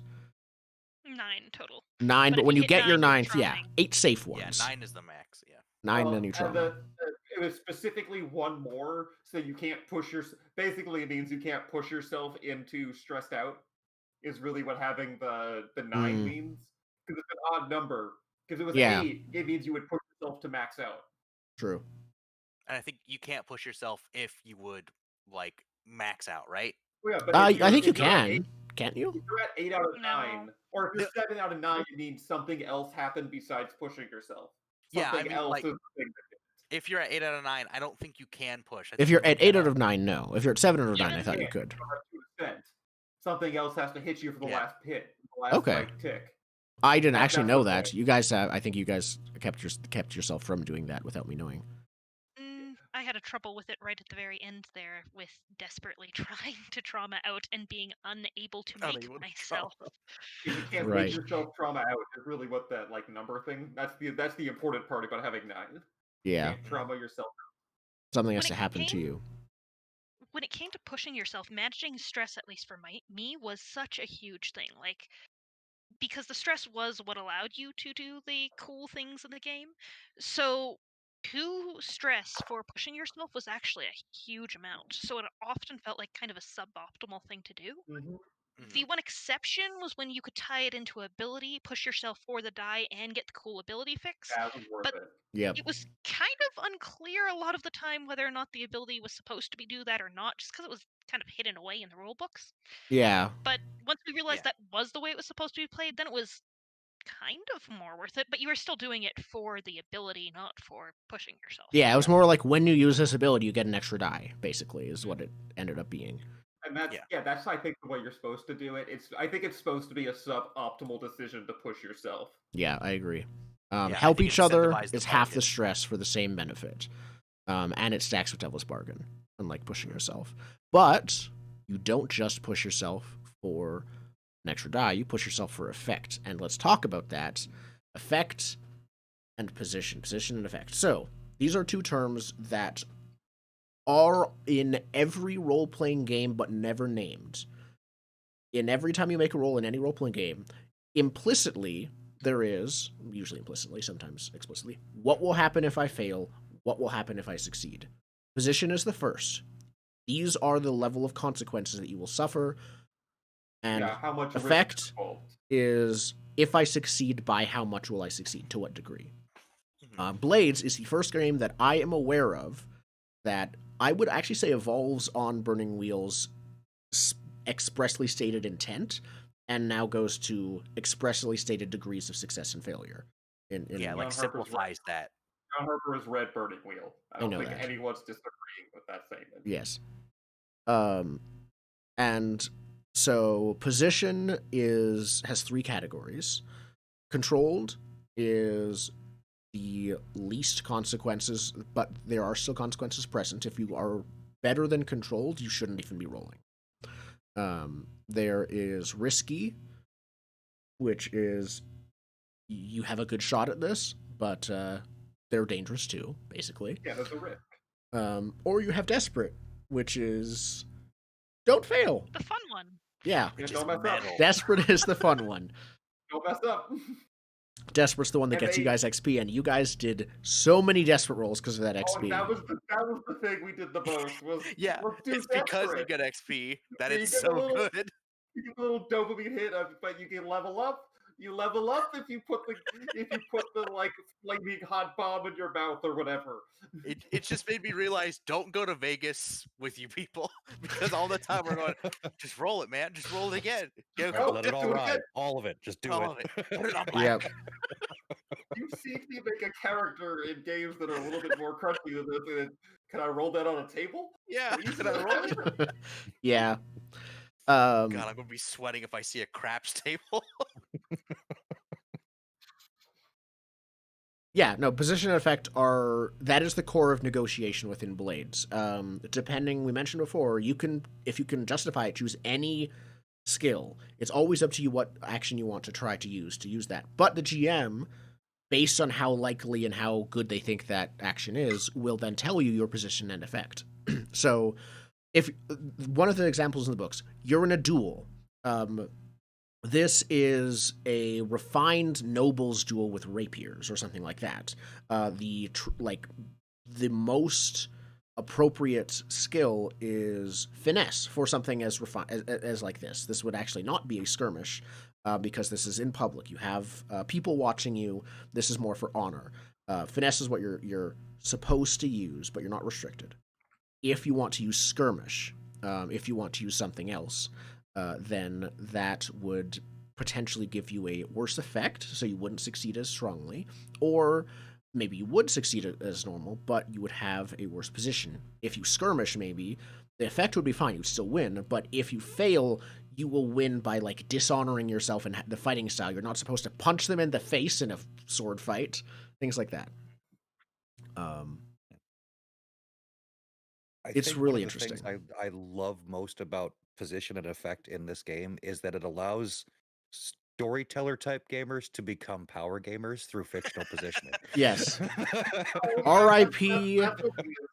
Power game in Control, because that was his thing. He was always a fictional positioning power gamer in many. That's what he was known for. Yeah. But that also goes the other direction too. It lets power gamers get rewarded for good storytelling. Yes. Mm-hmm. If you want a power game, you have to tell the story right. Yeah. That's how you power game in here. So you are rewarded, like I was saying, because it really hits me for Burning Wheel, because I like having a strong character that does weird things. Like, it rewards me for doing, it rewards the power gaming, like Lizard half of your brain, too. Mm-hmm. Of like, if you tell the story right, you get more points. So tell the story right. Yep, do the desperate things. It wants your characters to do desperate things, and it smartly offers you a carrot for doing it, not a stick. Yeah. And if you can't afford to do the desperate thing, describe it in a way that it's not desperate. Like, get your character somewhere where it's a controlled thing you're doing to solve the problem. I would actually say Blades is probably one of the best teachers for the concept of fictional positioning, because it uses those terms. It mechanizes it. It mechanizes it, and it teaches people who might be unfamiliar with how to navigate that and negotiate it, how to do that in one of the best ways. The way, not to talk about other games too much, but the way you're supposed to play like Moldvay D&D, it's like, yeah, you have one spell a day. You're supposed to be setting up this weird, elaborate trap scheme to take out the Dungeon of Kobolds. You're not supposed to go in there, swords drawn, and hack slash your way through the whole thing. Of course you're gonna die. You have 4 hit points or whatever. Yeah. Like, that was the way you were supposed to do it, but the game never said that. The game never mechanized that. The game just assumed that the war gamers it was marketing to would do that. Would always try to break the rules. Way overshot that point in history. It's not just war gamers who are brought up in that ethos of, well, the pieces suck. It's about the strategy of how you use them. That ethos doesn't exist anymore, and Blades does a really good job of telling you that that's how you're supposed to do it and showing you how to do it. Mm-hmm. The only thing that I would say is an improvement on this is Scum and Villainy has a smaller carrot that they reward you with for rolling risky moves. Because Controlled has the least consequences, Desperate has XP, and in Scum and Villainy, you will get, I don't remember the exact term, but it's basically like a luck token of sort that you can use later for rolling risky. And it's a smaller carrot, which is smart, because, of course, if you aren't rolling Desperate, you want Controlled otherwise, because you have fewer consequences, and risky... Yeah, risky is suboptimal play. Exactly. That's true. I also like the mechanic of going, okay, this is going to be risky standard, and you go, but Desperate, great. Yep. And the game... That's one of the things... If I hang my whole body out the car with the Tommy gun? Gabriel said it right. It is a gambit in chat, is what it was for Scum and Villainy. But yes, I think that's one of the things that I haven't seen utilized in any other game as much as we utilize it in ours. It is mentioned in the book, but sort of offhand, and we made this our main thing. Is my camera out of focus? A little bit. Probably.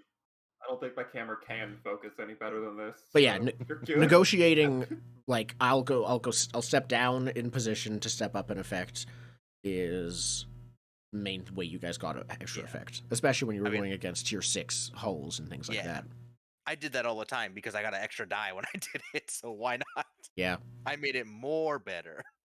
Exactly.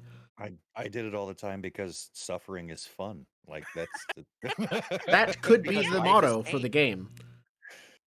Suffering is fun. Just get money while doing it. Cause your character as much problems as you can. As many. There are a few ways that you guys work together during rolls. One of them is helping each other. You spend 1 stress to give each other extra die rolls. I don't think you guys ended up doing it that much. I'm gonna turn off my camera real quick and let it readjust. Again, because stress management was such a big thing, 1 stress was still a lot for 1 die.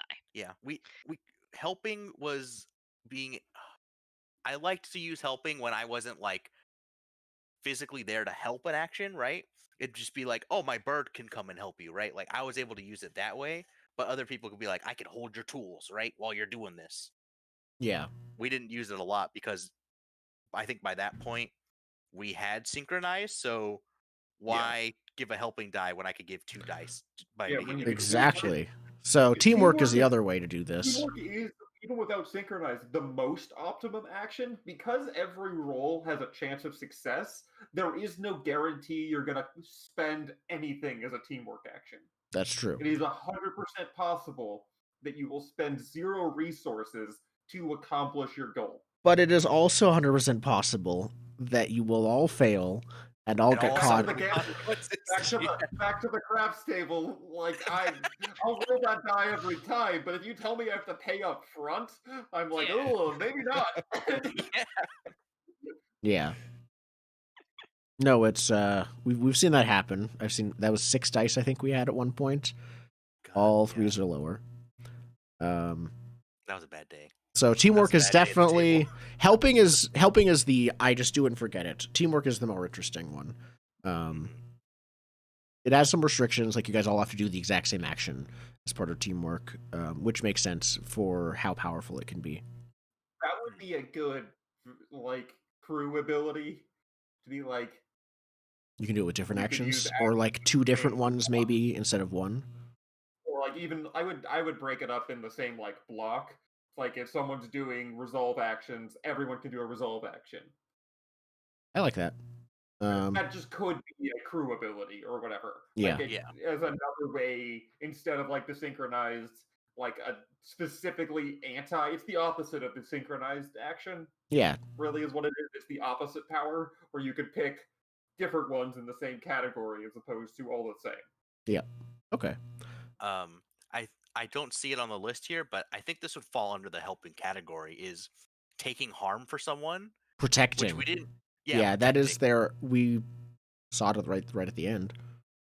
We almost twice actually. Until that point. You did it at the very end to clutch effect. And I think Hicks did it as well.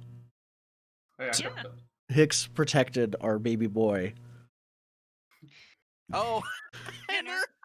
Yeah. Yep. Henner couldn't die. Yeah, I didn't care about y'all. We're player characters who have your own plot armor. Yeah. Henner doesn't. Henner can't resist. So, no, that was great. Protection is, I think, really smart. It's just because you're a team. There's no role to do it. It's just no, you do it, and you take the same consequences they would, and you deal with it now. Yeah, I very much like the idea that we weren't the crew that really used it a lot, but it was great as an idea. Yeah. Setup actions are like kind of related. I think they're the next thing, right? Yeah, setup actions are the last way to help each other or help yourself. Yeah, but they were weirdly limiting because it felt like you spent so long figuring out what you could do as a setup action, and then as soon as it was someone else's turn, it was, well, I had my own idea at this point, and now I have to totally change it because of your setup action. I'm just going to do the thing it's either like they give up their idea for what they were going to do, because obviously, like, the game, you plan your move ahead of time. Yeah. Or as a setup action, like it only gave you effect or a die. So you spent all this time trying to, figure out, okay, I want to use this roll because it'll give me 3 die to do this thing. And in the end, I'm not actually going to get any effect out of that. I'm just going to give something to someone else. All right. Yeah, it was unusual. I think the extra effect, though, is probably its most powerful thing, because there are not a lot of options to get extra effect. Yeah, that's what it was for. It's like, oh, there's no way we could hurt this robot. Everyone do a thing to Everyone chip hold it into the down light. and break open its like chassis, and then we'll get access to the vulnerable wiring. That's a setup action. Yeah, but it was a very specific circumstances. It's like only if you're fighting the superpower boss does it really ever matter.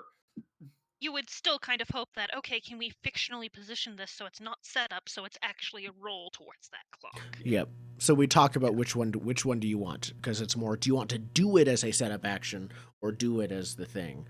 And usually it was better just to do it as the thing if it made sense to. Yeah, I could see the headspace of, like, if we were playing a more traditional crew, like we're gonna go rob the bank, right? Then it's like, oh, the security alarm's gonna be a thing. Oh, but we flash back to set up to disable the security alarm, right? Like yeah, we didn't do a lot of flashbacks, and I think setup. In retrospect, we played Blades wrong.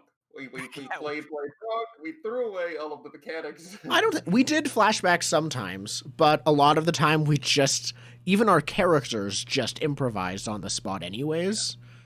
Yeah, I'm just thinking like every other thing on this list is like, this is cool, but we didn't really use it. But that's like every other thing on this list. Blades has a lot of things. A lot of bits. Yeah. If we played Blades wrong, did you really win Indigo? Yeah, would you say we cheated? Sorry, I'm still sorry. If I cheated, sorry, I still win. All right. I think let's talk about next. Those are the various types of roles and things that influence the roles. Out of roles and other things come consequences. The first of which is, of course, harm. That is. Sucked a lot. Yeah. So I hated it. Yeah. It was so hard to get unhurt. As a fighter, harm was still just brutal, and I set my character explicitly to be able to fight.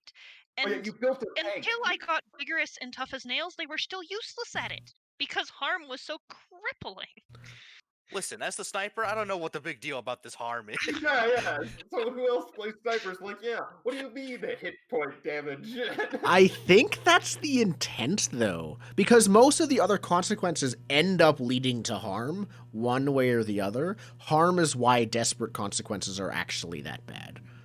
Yeah, because you could just take a level 3 harm and like be basically dead. Nearly. You lead out the car with the Tommy gun, they can just shoot you in the chest now. Yeah. But the nice part about harm is that it's still narratively focused. So if the harm that you have doesn't influence the action you're taking, it doesn't count toward it. Yep. You know, if I have a broken arm, but I'm trying to, think of something that, or talk to somebody rather, broken arm isn't going to bother me. Nope. I thought that was a house rule. No, that's an actual rule. Okay. Yeah. So yeah, harm is crippling, literally. It is. Would you call it a death spiral? Yeah, because it consumes all of your downtime actions. Every single downtime was, let's go to the doctor. The lowest level of harm was less effect. Once you have less effect, you are going to be in the situation for longer, which is going to make it more problematic. Yeah, it was definitely death spiral. It was a huge gradation, too, from less effect to one less die, which was a big deal, to you are no longer actually capable of acting in this scenario. You are bleeding out on the floor. Someone had better come help you. Yeah, you need help in order to do actions. Interesting. We never actually played with that because the only one of us who really dealt with level 3 harm were those of us who had tough as nails and therefore could wipe it down to dice. Counted as level 2. Cowards or turned into a vampire. Yes. Coward that turned himself into a vampire because coward. Yeah. So harm is dangerous. It has a death spiral. I wouldn't necessarily call that bad design. It's just something you want to stay away from. It very much made it feel like we should care about how hurt we're being. Because in D&D, if I have one hit point, I'm good to go. Yeah. And there is also the house rule in the book, so it's not really a house rule, an optional variant rule for resisting, where if you want something with more action and more high-powered characters, you just resist all harm if you resist instead of just resisting one level. So that's if you want to have lots of harm dealt both ways and have it sort of almost. We already had a lot of that, so it would almost be almost super heroic, superhero, supervillain, criminals things. Powerful. Yeah. If you use that rule, but you could. Yeah, but it does that thing where you do have to use all of your resources to not get that harm, right? Yes. And position yourself in a place where the harm isn't coming. This rolls straight into armor. Yep. We talked about it briefly when we were talking about like the gear and stuff. The armor, if you got hit once, the armor like that was like most of your gear was like. And then I had a dinner plate under my shirt or whatever. Yep. To like stop the knife blade. It's like cool, but also now all you brought was a dinner plate to this heist. All you brought was Kevlar. What are you doing? Fictionally, it was kind of hilarious. Like you coward. Fictionally, it was hilarious. It's like, okay, I stopped one thing with my armor. Now that armor no longer exists, it is now non-functional for the rest of this score, which made a lot of sense for the limiting, but it was also just hilarious. Yeah, to imagine. You're not a knight in shining armor. It's like, no, you pulled the Bible out of your pocket to stop the bullet. It's like, well, this is stunk. Throw it over your shoulder. I think it reinforces the intent of the game of you are dirty criminals, and the worst thing to happen to a criminal is getting shot. Yeah. Right? Because then you got to go to the doctor, and the doctor's like, hey, man, I can't walk on you. The fuzz is outside, right? Like, it leads to this spiral. Yeah. It creates a weird spiral. Well, that's all you care about is like, I got to get better to do more. I got to make money to pay the doctor to get better. Yeah. And I think this was more of a problem for our group because we were so oddly violence focused with what we were trying to do. Like, we could have gone selling drugs, we could have gone. What did you guys do in your very first job? Yeah, we did the worst thing that you could do is start a revolution. Yeah. I got the ghost cops. No, you weren't exactly quiet about anything. But the other thing you could do if you get shot is die, which death is a thing. It came up at the end. Came up once. Yep. It almost came up twice. Actually, twice for Grind. Technically, twice for Grind. Once voluntarily, and the other time I was sort of vaporized, I think Yep. is the correct term. I love that scene in my head is just like the whole block is leveled, Grind's vaporized, and there's 4 people come up from the rubble. Yeah. No, it was mole people. No, yeah, we didn't see character death until the very end. Which I think is the right place for it. Yes. Yeah. Because like I don't think felt scary. I don't think Blades is played right if no one dies. Yeah, and again, because it takes 5 minutes to make another character, it's actually not that hard if your character dies. Beyond like I was attached to this character and stuff like that, but you can come back in half an hour at the latest. And there's a playbook as a ghost. There you is. Can just die and become your own ghost. Yep. Yeah. Which was my backup plan. Yeah, me too, honestly. It's like, God, what am I doing? Ghost Revolutionary. Oh, that would be great. Ghost of the Revolution would be amazing. We gotta take care of the. You know what? When you die of old age, that's my headcanon now for what Hicks does when he dies of old age. Is just crotchety old, politically active socialist ghost.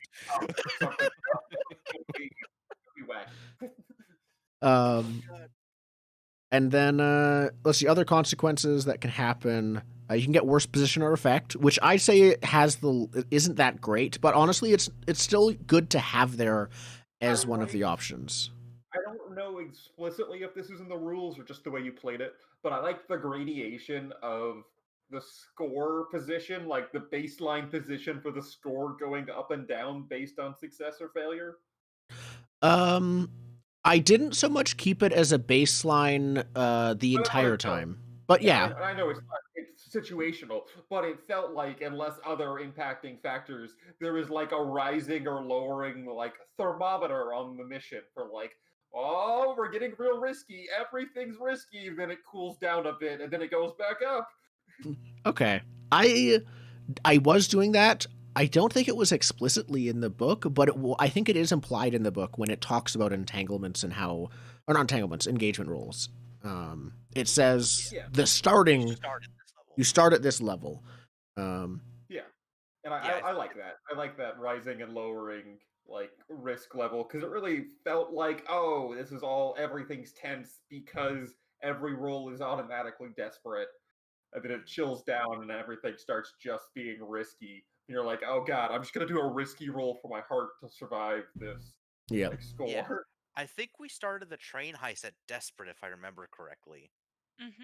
And then monstrosities basically showed up. Yeah, like we dealt with the guards, and then there were demons. You rolled 6. Yeah, you guys did really well. Also hilarious because of the two splits. Like half of the characters did fine and dandy and got through that. No, and then the other half were like slammed everything. We did poorly. Somebody decided to walk under the train. Yep. Things somehow went downhill from there.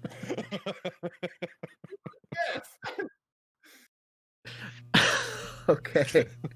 And then the last consequence, other than like stuff that's narrative, is heat.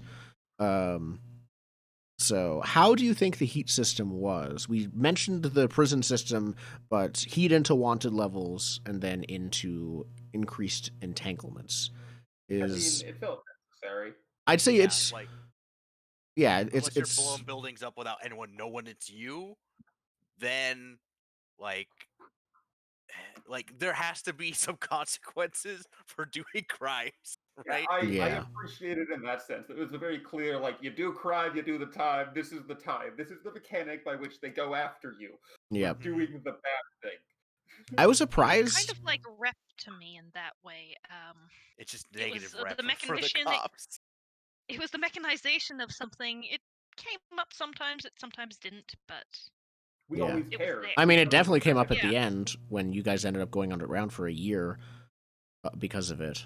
I'd be interested to see a little bit more done with it. Like I could imagine things like not talk to you if you have too high heat or too low heat, so they don't think you've done enough. You could have things where the bluecoats or an inspector tries to get you to turn on the crew and like say something against them, but in exchange you get this cool thing that you personally want.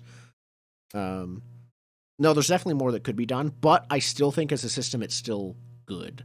Entanglements are some of the best parts of the game in terms of what ended up happening. Very much entanglements? It has that same. The entanglements are great because it's like, oh, what are we gonna randomly roll for plot this week? Yep. A demon shows up on the middle of the night. Bluecoats are swarming your base. Things like that. Yeah, the only thing to make heat better is more complexity, but it's super good for how simple it is. Yes. Yeah. It's I think it's fine because we cared about it. Even if we didn't use it that much, every session we cared about it. Every session we looked about it. Every session we argued about whether or not we should be getting the correct amount of heat for this. Yep. You predicted how much heat this job would get you most of the time accurately, but not always, or things would happen afterwards. And then you accept or decline Devil's Bargains often based on that. Will we hit the next wanted level if I do this? And also, like, if you don't get heat from a score, you also don't get rep. Yes. So, like, there's that aspect of we want some people to know we sort of did this so that we can, cash in on that. Yep. Yeah. It's a weird balance act. How do you feel that reducing your heat was powerful as a downtime action? Even from my perspective, the GM, it almost felt like you didn't reduce enough heat per action, but maybe that was just me. Chore. Reducing heat's a chore. Yeah. I think it is appropriately difficult. Like, okay. Yeah, it's a chore. No one wants to do it. Just like healing, but you look at it, you're like, it's how you heal the crew. Is you reduce the heat. Mm-hmm. How you make the crew in a better spot is you reduce the heat. It does fall in that line of, okay, like, let's say we did X job, we got heat, and like 3 people are hurt. You only have 2 downtime actions. So do I heal that? Do I heal the crew? Yeah. We also need to find a new job. So who's gonna do it sets up a chore list you have to do. True. But that's a good thing. One thing I'm surprised by is how exponentially longer incarceration times are for your wanted level. Makes sense. It does. Yeah. There's almost one thing that it sort of does, because you can just do a bunch of 2 heat stints and still end up going to prison for life. By this, it would not be easy to do that. It makes more sense when you remember bluecoats are on the faction list. True. The cops and the courts are not independent actors that act. They're not like impartial like forces that act upon the world evenly and fairly.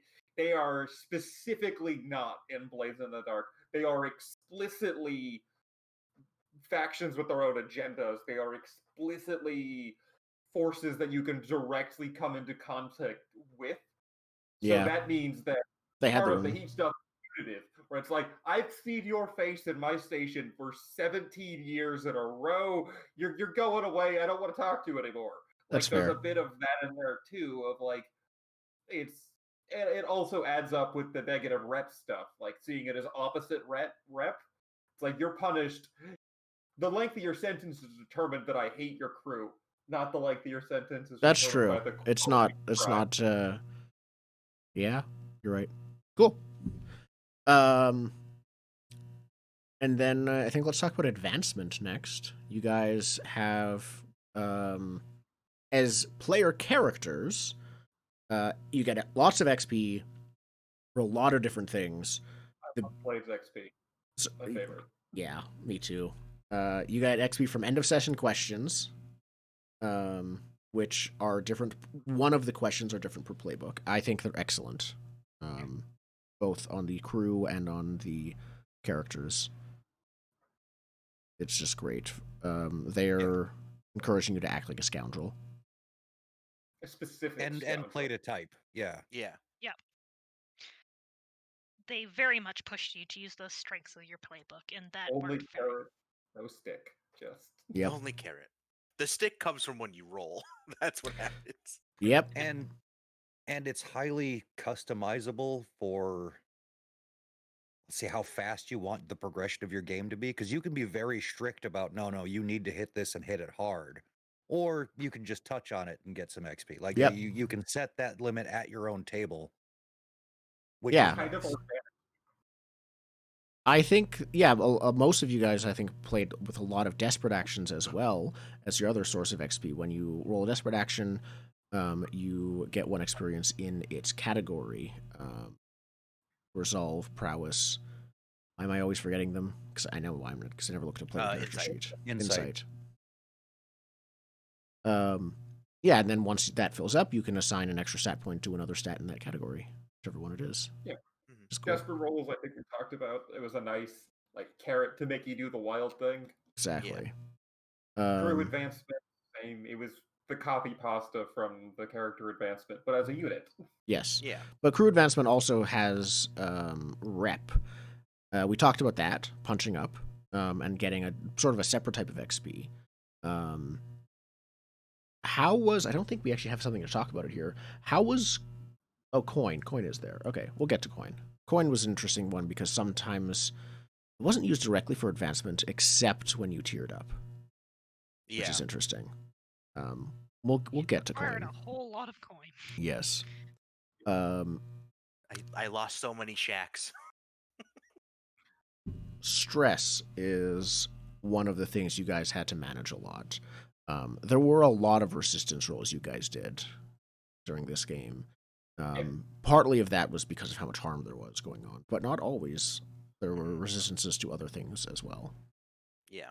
One thing I really liked about the resistance rolls was how your versatility in an area, how much different kinds of insight or resolve or whatnot you had, determined how many dice you got to roll. It wasn't just, I'm really good at skirmishing, so I'm going to... No, it's, do you have skirmish and this? Okay, then. Yeah. It's also another gamble to be like, hey, you can resist this knife wound but there's a chance you're gonna take stress doing it. Yeah, I max like of 5 that gamble stress. also. Yeah. Yeah, it pits And harm it's a against high stress, chance. even though stress is the thing that knocks you out of the score. Hmm. Well, it's Yep. not even the score; it's for the scene, right? If the score is only one scene, then yeah, you're out of the score. But Oh, whatever. Yep. Flashbacks, we talked about it. We didn't use it a lot, but we did use it sometimes, and I think when we did, it was to pretty good effect.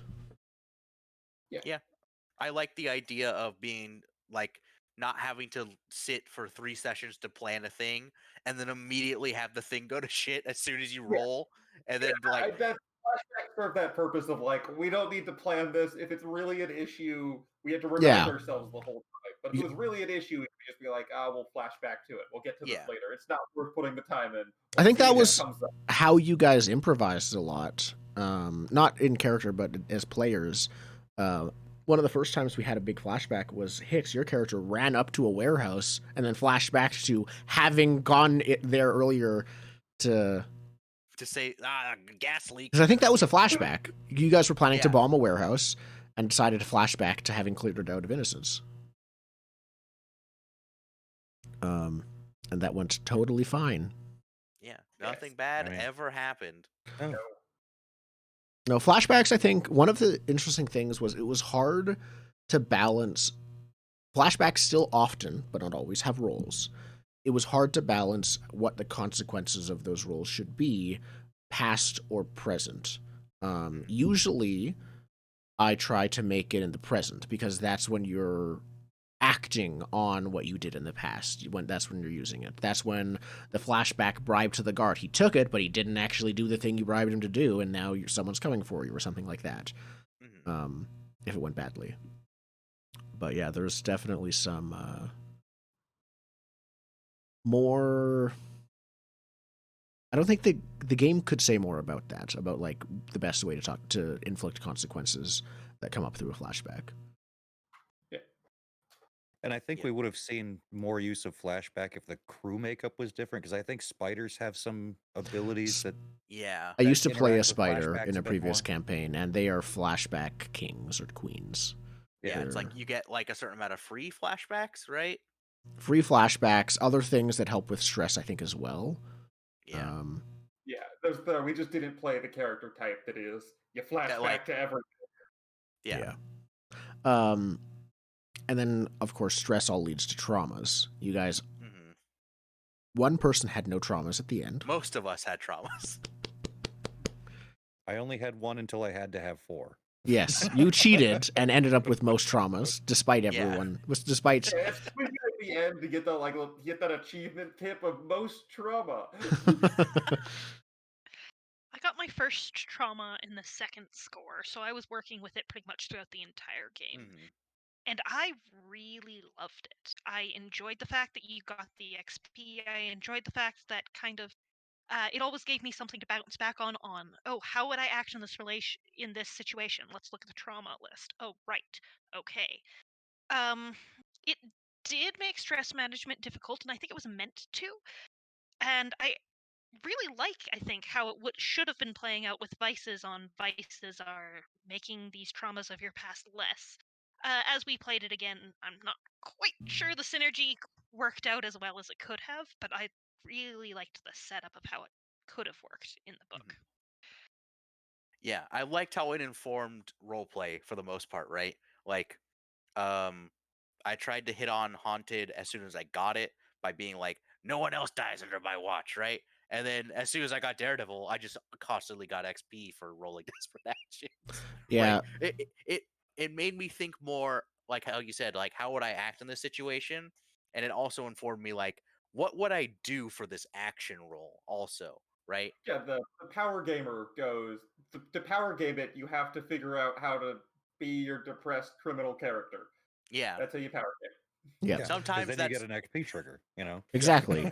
And like sometimes that's jumping off a building, flipping off the military while wings sprout from your back. Right?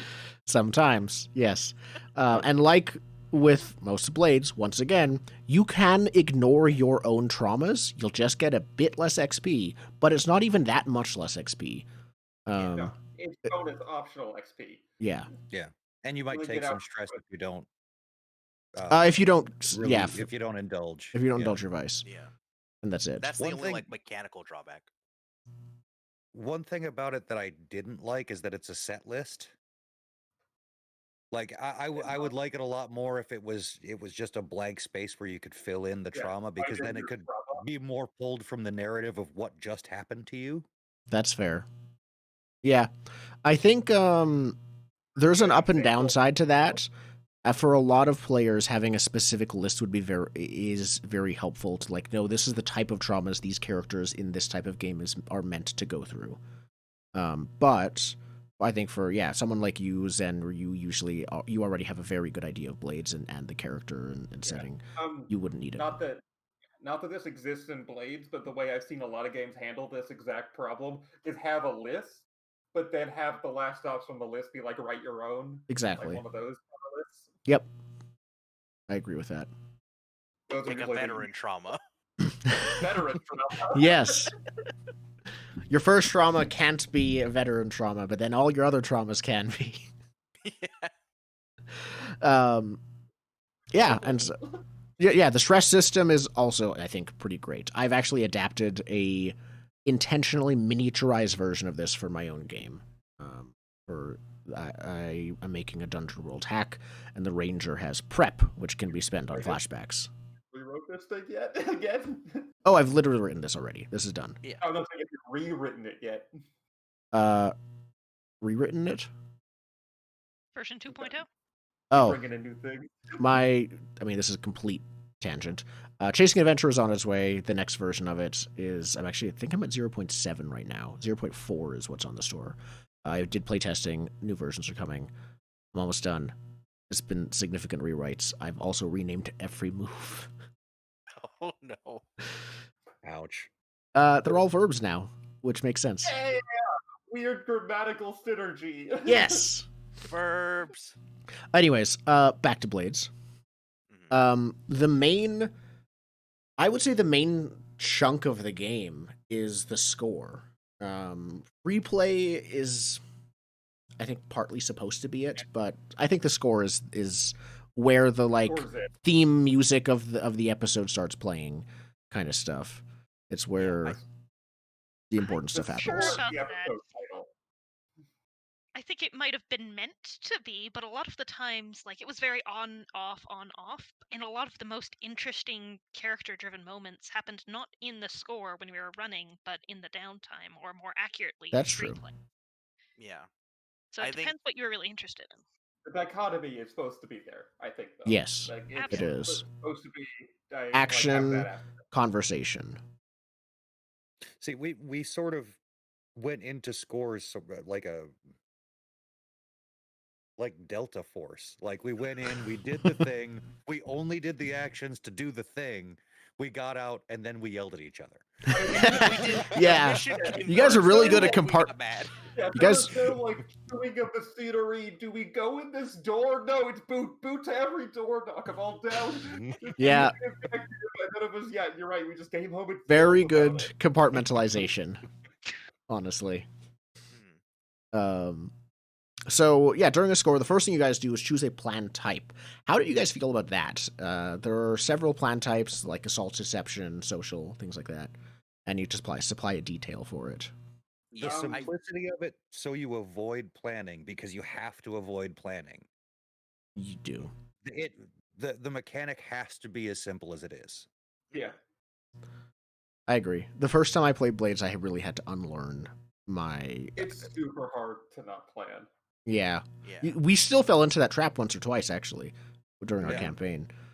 I did find that the different score types was not equal in that way, because it's really easy not to plan an assault. You go in, you kick people, that's it.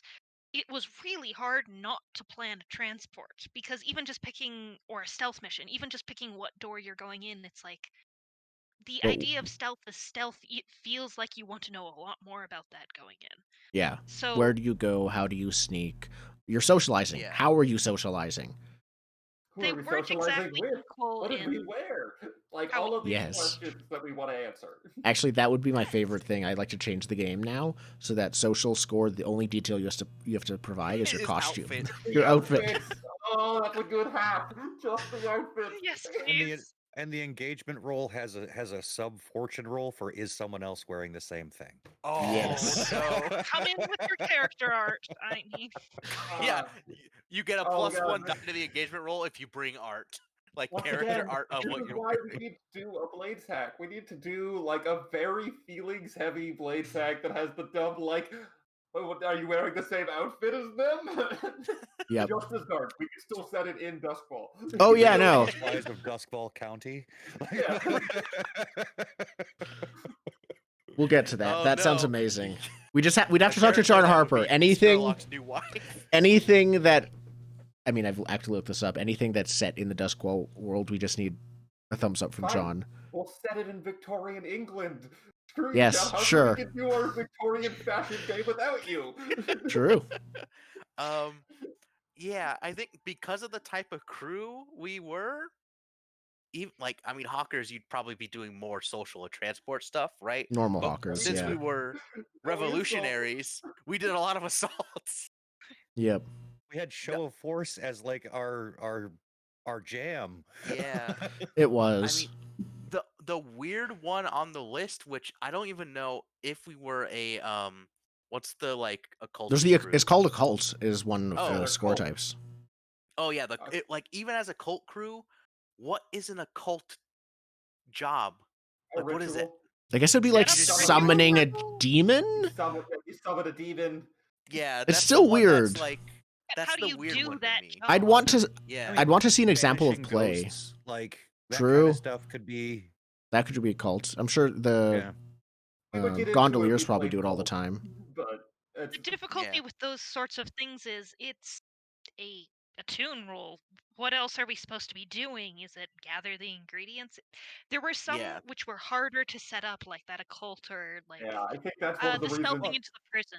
Then I think others. we sort of played and it's probably again due to the makeup of the crew. We didn't engage the occult as much as the supernatural, right? Yeah. Because Yeah. like we had a scientist on the team who was like, no, these things are energy. That's fuck them being souls. They're energy. Like, I know how to deal with energy, not with Yeah. soul. We didn't feel while we had vampires in the story, we cared about ghost robots. Yeah. The ghost robots were your biggest supernatural foe, and Ulf. But Ulf Yeah. was not. Ulf happened to be a ghost because you killed him. It was Yeah. still Ulf. Yeah, Ironborn was the big thing. No, we just the character of Ulf Ironborn never died. We just made him changed flavor. more powerful. Yeah. And then struck contained him down. again. less occulty and more scientific. Choose your load. We talked about that. It We could talked about actually the be rest of the removed. score list. Honestly, Engagement. Did we talk about engagement much? kind of. I'd say we it's a little bit. That's the stage we talked about. That's the stage for like that rising and falling difficulty level. the series of questions that you do to choose your engagement dice. I think is also very well done because it says these are the things you want to do before the score, or these are the things that you want to have. You want to have friends. You do not want to be everyone's enemy. It's the ritual of it I thought was good. That got you in the score mindset of that is your planning checklist, is that engagement roll list. That's true. We did fall into the trap of using it as planning, though, a little bit of the time. Yeah. Not, a tiny you know, bit. spontaneous. I think it's okay to do a little bit of planning. Like you need to know like the type of job, what that detail is, and then those checklist marks. Like I know so many times before a score, I was going, okay, we have this, we have this, we have this, we don't have this, we don't have that, and then we have this. So, like I was counting on my fingers every time we did a score to be like, you know, the score's probably not going to go well. It's basically the score's load. Like, who am I bringing with me? What do I have to work with? You know, those kinds of things. And how tough are they? Yeah. Who's gonna screw with me? You know. Yeah. And then at the end of a score, Oh, I was gonna say it does seem like every score though, someone fucks with you. It doesn't matter who, someone is gonna mess. Once you've been around long enough, you guys have made some immortal enemies, so They're gonna do And then that. we talked about engagements or entanglements. Entanglements is Like, excellent at the end of each score. Yeah. What random plot point's gonna affect us this week? Yep. And Yeah, they so were ba- fantastic, They honestly. were good. Yeah. It's a good list. Yeah. Not to say that it's based on how much heat you got from the job, so how loud it was, how wrong it went in most of them. Yeah. In most of ours, the difficulty of what comes next ramps up. Yeah. And well, honestly, the engagement ended up, or the entanglement ended up doing a significant number on the end of our campaign, because we rolled the 6 on the highest table, which means one of you's got to be arrested. Yeah. Forces hard decisions. Yeah. And I think we spent a good hour talking about what we would do with that once it Who came to up. send to jail? Who to send, basically. what to do with the game after that. That was a solid hour discussion based on the one roll of entanglement. But it was good. Yep. We saw some good stuff happen out of it. The other thing it does is limit your resources after the score, right? Because you just got all this money and stuff, and you got rep, but there might be something coming down the line where you need to spend that money and that rep to get out of a jam. Yep. Yeah, it's like we did we got a bunch of money. I forget I think it was the train heist. Got a Train bunch of heist, money you from got a train bunch of heist, money. and then we you had to spend it almost all of it because Cat Gang. That was not directly because of an entanglement, was it?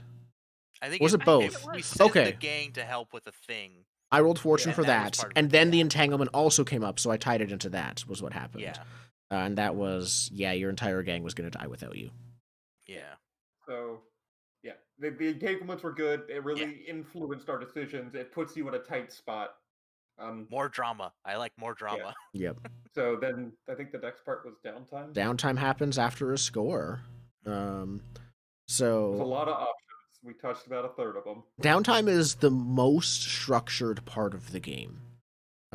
Now, you don't have to do this. In fact, I'm not sure the book says you can or says to do this, but what we did is we switched and flipped between downtime and free play during our downtime.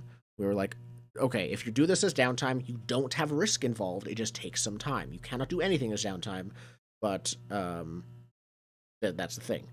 And then if you want to do a specific singular thing as free play, then it can be risky like a normal roll.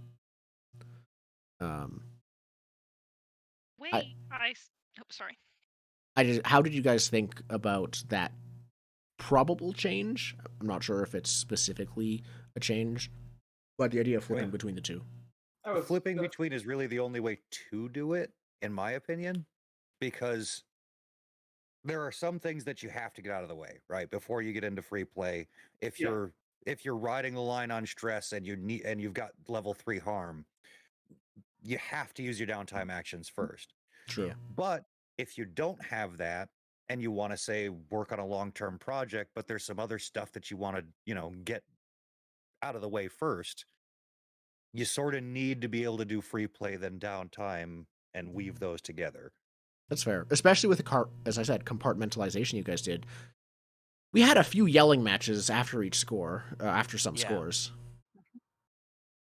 So the one after the first time you met the Hull. The game was getting to yell at two people. Ooh, listen. Yeah. He took your advice on the bird thing, and then he helped Adric, and you yelled at him again. Like, what? It was just not fair. The way that we did end up doing the split, all of the interesting things ended up being in free play, and then downtime was just basically cleanup. Healing. Exactly. So one of the things that I found a little bit tricky was long-term projects, because I wanted those to be interesting things. But if I was working on a long-term project through downtime, it was a roll, and that sometimes got a little bit tricky. How many? Just you go first. Managing it. Yeah, the thing that I ran into was I could do this whole long-term project, but then I still had to do a score about it. So it was then like I got to get everyone else involved in my thing. Yeah, for the thing that you were doing, the book was clear about those. Like you can. Yeah, no, I understand that that's what the rule said or whatever, but it was odd. Limiting because it's like I put all this time into the long-term project, and by the time I got the long-term project done, there was enough on our plate. Yeah. Same with the vultures. Yeah, no, it was definitely something. How many long-term projects did we end up completing? I had 2. Got the orphanage and matched them to my stash, and then sister, so 2. 2 to 4, kind of like a weird nebulous range, because some of them I knocked out in one roll. I did 3. Okay. Yeah, right. 3 with the vultures too. So there were quite a few that got done by the end. Yeah, I like long-term projects in the sense that it lets you do a thing that is not necessarily like it can be linked back to the crew, but you can make it sort of like your own thing, right? Like my long-term projects were find Sister Vampire, find Mercy in a vulnerable position, and make a Phoenix crew during our 1-year downtime, right? Like those are all things that you could sort of make them whatever you want for the most part, which I really like. Other than the last one there, because it was more epilogue, the first 2 were almost foreshadowing that led to payoff later. And I think that's how, from the TV show lens, that's how it's supposed to be. You see them working on this thing in the background, and then 3 episodes later, or half a season later, now it pays off. Yeah. Because long-term projects also needed you to be using specific actions, it could sometimes be a little bit difficult to match the action to the outcome. True. For instance, again, like I was trying to make a meeting with the vultures happen, and what skills do I have? Fighting skills. It was very difficult to roll those dice and get the pips I needed to finish that action. Yeah. You beat up enough of the vultures to make them want to talk to you. No, you just go start taking out their enemies. Make them like you. Actually, that's what I ended up trying to do. So. Yeah. But see, rolled terribly and got patted on the head. I had a different approach to that because I was an alchemist and inventor. Like long-term projects are how I got cool shit. Yeah, you crafted a bunch and invented things. Yeah. And I wish I could have done it more, but when I really started getting into the mechanics of that, we hit a war and therefore lost a lot of downtime actions. Yeah. Mm-hmm. And then all of that sort of fell by the wayside. I think that's kind of the point, is that like anything you think is cool by yourself, if you're doing stuff with your criminal crew, you kind of get consumed by it. Mm-hmm. Yeah. You spend all of your time, like it very much, I don't know if this is intentional or not, but has the feel of like your criminal life is all consuming. When you're not doing it, you're recovering from the time you have to do your personal projects. You literally have to like sacrifice stuffing from other people to do it. Yeah, there's a bit of Spider-Man syndrome in like balancing your normal life and your Spider-Man superhero life is something that Spider-Man struggles to do and rarely can pull off properly. That with normal life and criminal life is a thing in Bleeds. Yeah, I feel like it's very intentional because, like, if I was playing like an alchemist like you were, Zen, I'd be like, ooh, I want to like get my demon spray done, so I'm gonna stay back away from the fighting so I don't have to heal and I don't have to like do stress. Like, just it makes you play differently. Yeah. Yeah, and there were a couple of scores I was like, all right, I'm gonna help one person and then I'm gonna go off and tinker some stuff. Y'all go ahead and wade into all them people. Yeah. I'll just be over here. Yeah. If you need healing, come to me during downtime, but I'm not going to be doing that. When you're not, and I can bring you back. Yeah. Yeah. I mean, we talked about heat and fight, but we didn't really ever do training. Like that was like I did training once. once. Of the list. Yeah. Like I guess I'll do training because Yeah. nothing else is fun. Well, but the thing is, like training, sure, you can get 1 or 2 hashes in one of your XP tracks, depending on if your crew has the advance for that training. Mm-hmm. Yeah. But with the desperate rolls and all of the XP triggers and everything else, it's suboptimal. Like it's a waste of downtime action unless you're like 2 away from that action. That's one thing. Perfect if I just need 2 more pips. Yeah. You know. Training seems great for increasing your resistance rolls by spreading out your stats or getting a stat in something that you don't want to roll right now because it's too low to roll safely. So train that way. or use your end of session stuff. I feel like Blades does a lot of this because we keep saying it, and it's making me think about the fact that it just does this. I'm pretty sure on purpose. There's a lot of obvious suboptimal plays. Like it very much highlights like, don't do this. This is the bad option. Only do this if you have no other options. If you have literally nothing else to do, or you're like 1 pip away, because that's the one time I did training. I think that was to get Hunt 4. I was 1 pip away, and we were about to go to a job. So I was like, I'll just throw a coin and get a pip. I'm still not 100% sure that training is suboptimal, because you're only allowed to train each stat once. In the book, it limits you, which means some people would try to just do nothing but train. I think training is there for if there's nothing else you really need to do, and if you ever like some people will just do nothing but training. If you're a crew of cutters, train. True. But in Blades, at what point are you ever not going to have something else to do? See, that's what I was just about to say. Are you playing Blades right if you don't have something to do? What I was going to say. Like, we went into every job having 5 other jobs on the waiting list, desperately needing to get done. Yeah. We did jobs to get money to do other jobs. Yep. Yeah. We talked about... Did we talk about Vice? Yes.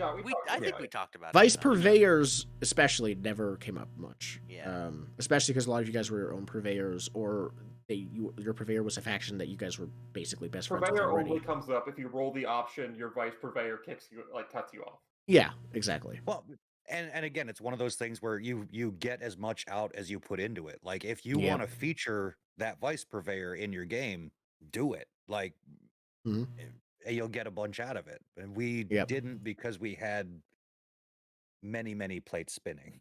Yeah. Yeah, there's the guy at the circus with like the several plates on a stick. That's what you guys were. Acquire asset. But also everything is on fire while we're balancing the sticks. Yes, the slicks are slowly being consumed in flames. Acquire asset is something you guys did a few times, not that often. Really hard, only really needed for specific fictional positioning moments. Yeah. The tier limitation on that killed me. I have to Rolling agree. tier meant that the results were usually just not good enough. Even if you it took us so long to get to tier 2. It took us so long to get to tier 2, and even then that was suboptimal dice roll for rolling 2 dice. So the one thing I will say about it, below what we could have gotten if we were just using our strengths. Now, if we had a crew where we definitively lacked some role. Yes, acquiring assets can be done for people. Fucking great. Get an expert. Because you can, Yeah, that's I think where it shines. I think using it for specific objects and items, especially when you have a crafter and inventor person, is not. It's not where it's really meant to. I think I like the word asset there because that's probably the best word used to describe what could be an object or information, or anything really. Yeah, no, that's great. Yeah. I don't think we have it on here, but no, there's gathering information. We'll get to that. Okay, cool. So yeah, that's the structure of the game. The game says it's supposed to be like free play, into an engagement roll, into a score, into downtime, repeat. Pretty much. We just kind of meshed the last two together a little bit. Yeah. Like ever so lightly meshed together. Not even like a hard homogenized mix. Just sometimes we sprinkle them into each other. Like yeah, just free play and downtime. The streams a bit. I think that worked pretty well. Yeah. During a score, usually, but also all the time, clocks were a thing that clocks we used. Great. Everyone loves clocks. I agree. Yep, clocks did not start with Blades, but I don't think became this frequently used until Blades. Oh, I use clocks and everything now. Yep.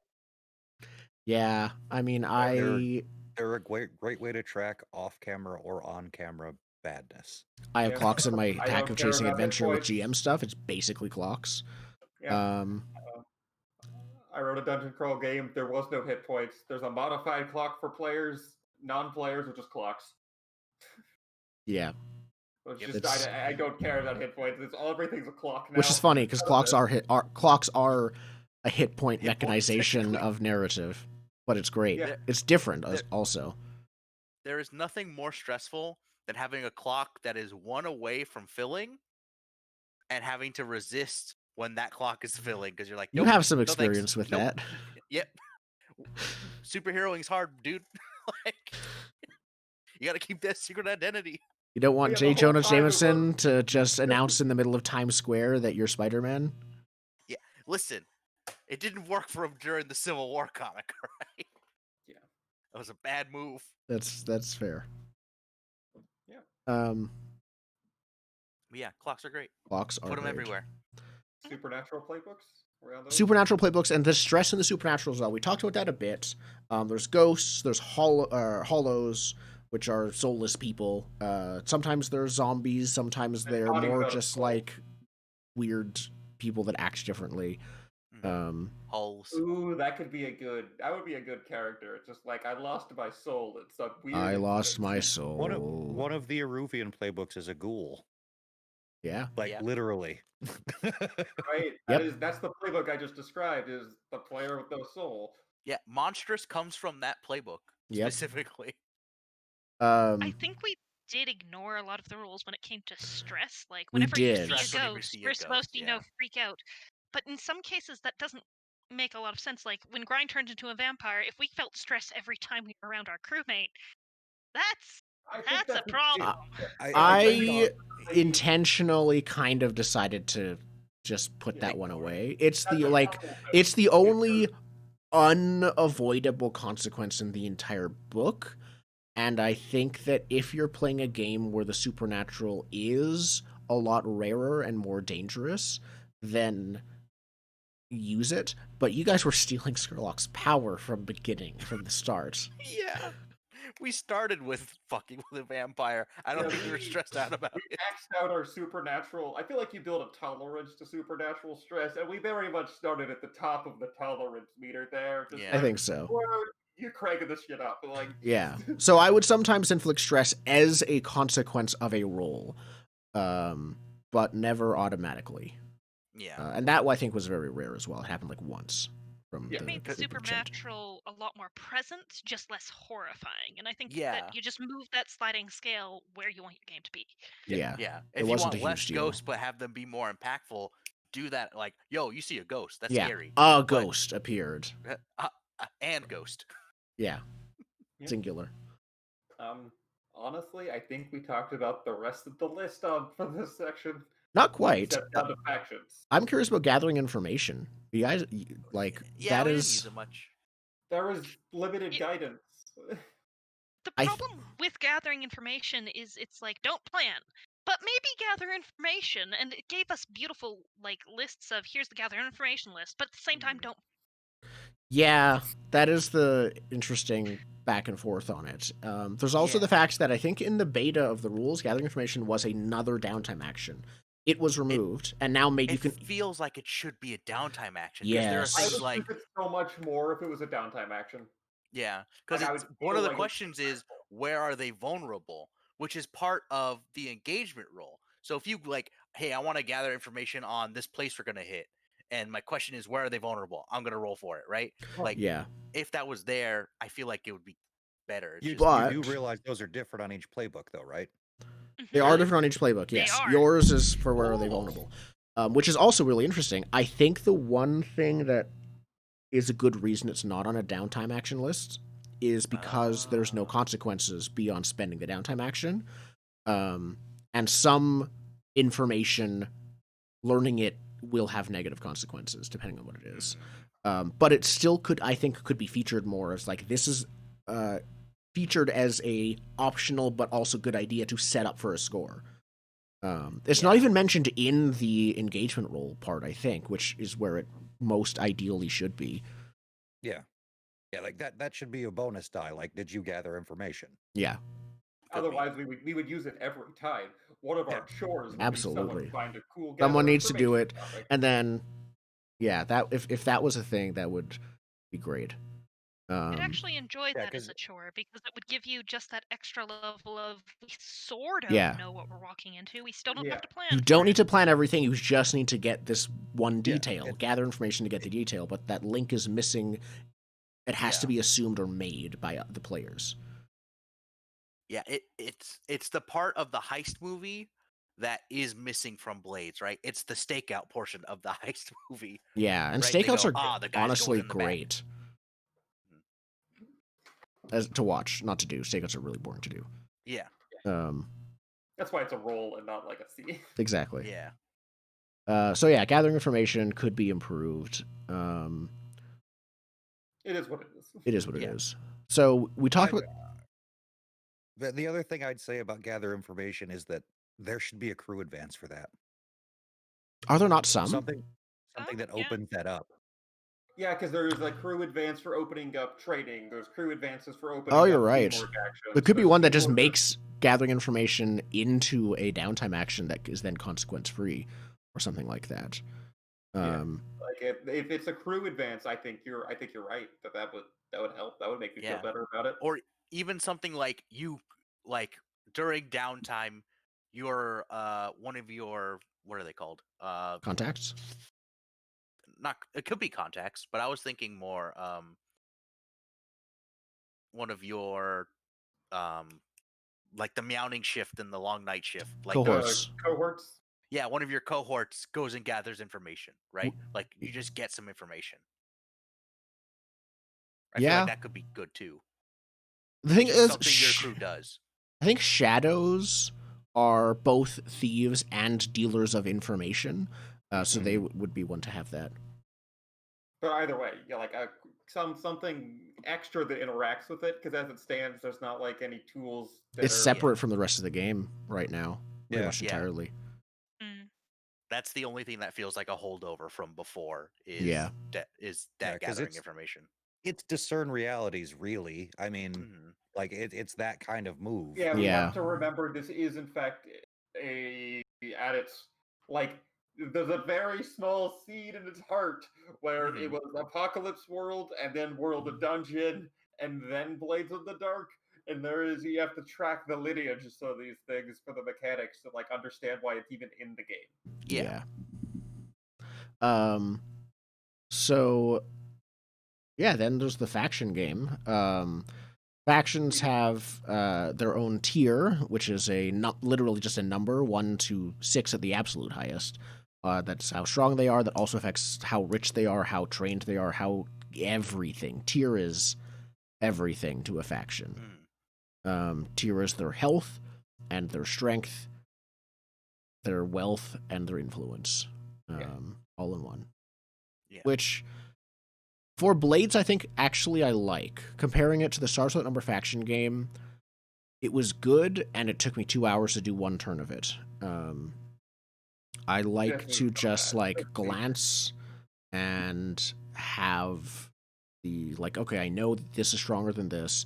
It makes more sense within an urban setting as well, because you don't really have space to spread out and do your own thing. There's always going to be a pecking order in Duskwall. Someone always gets screwed over by what you are trying to do. Yeah. And you always know this faction is stronger or weaker than the other. How impactful was Hold between strong and Hold weak? just felt like tier 0.5, like 0.5. Yeah. That's all Hold was. I felt it was unnecessary. I agree, I don't really understand it, to be honest with you. To me, it just slowed your way up the ranks so that you did advance too fast, but I didn't love it. Now, there may be some narrative portion of it that that just didn't get addressed. Like if you're in weak hold, then something, if there was some mechanical effect of weak hold, like beyond just a few you're sentences. particularly vulnerable against the incoming job or something because you're in weak hold, something like that. Yeah. No, but it's also the fact by leveling up you went to weak hold, like because you get this stuff, but you're vulnerable. It's its own right. If why would I advance if I'm just gonna go down to weak? That's true, but then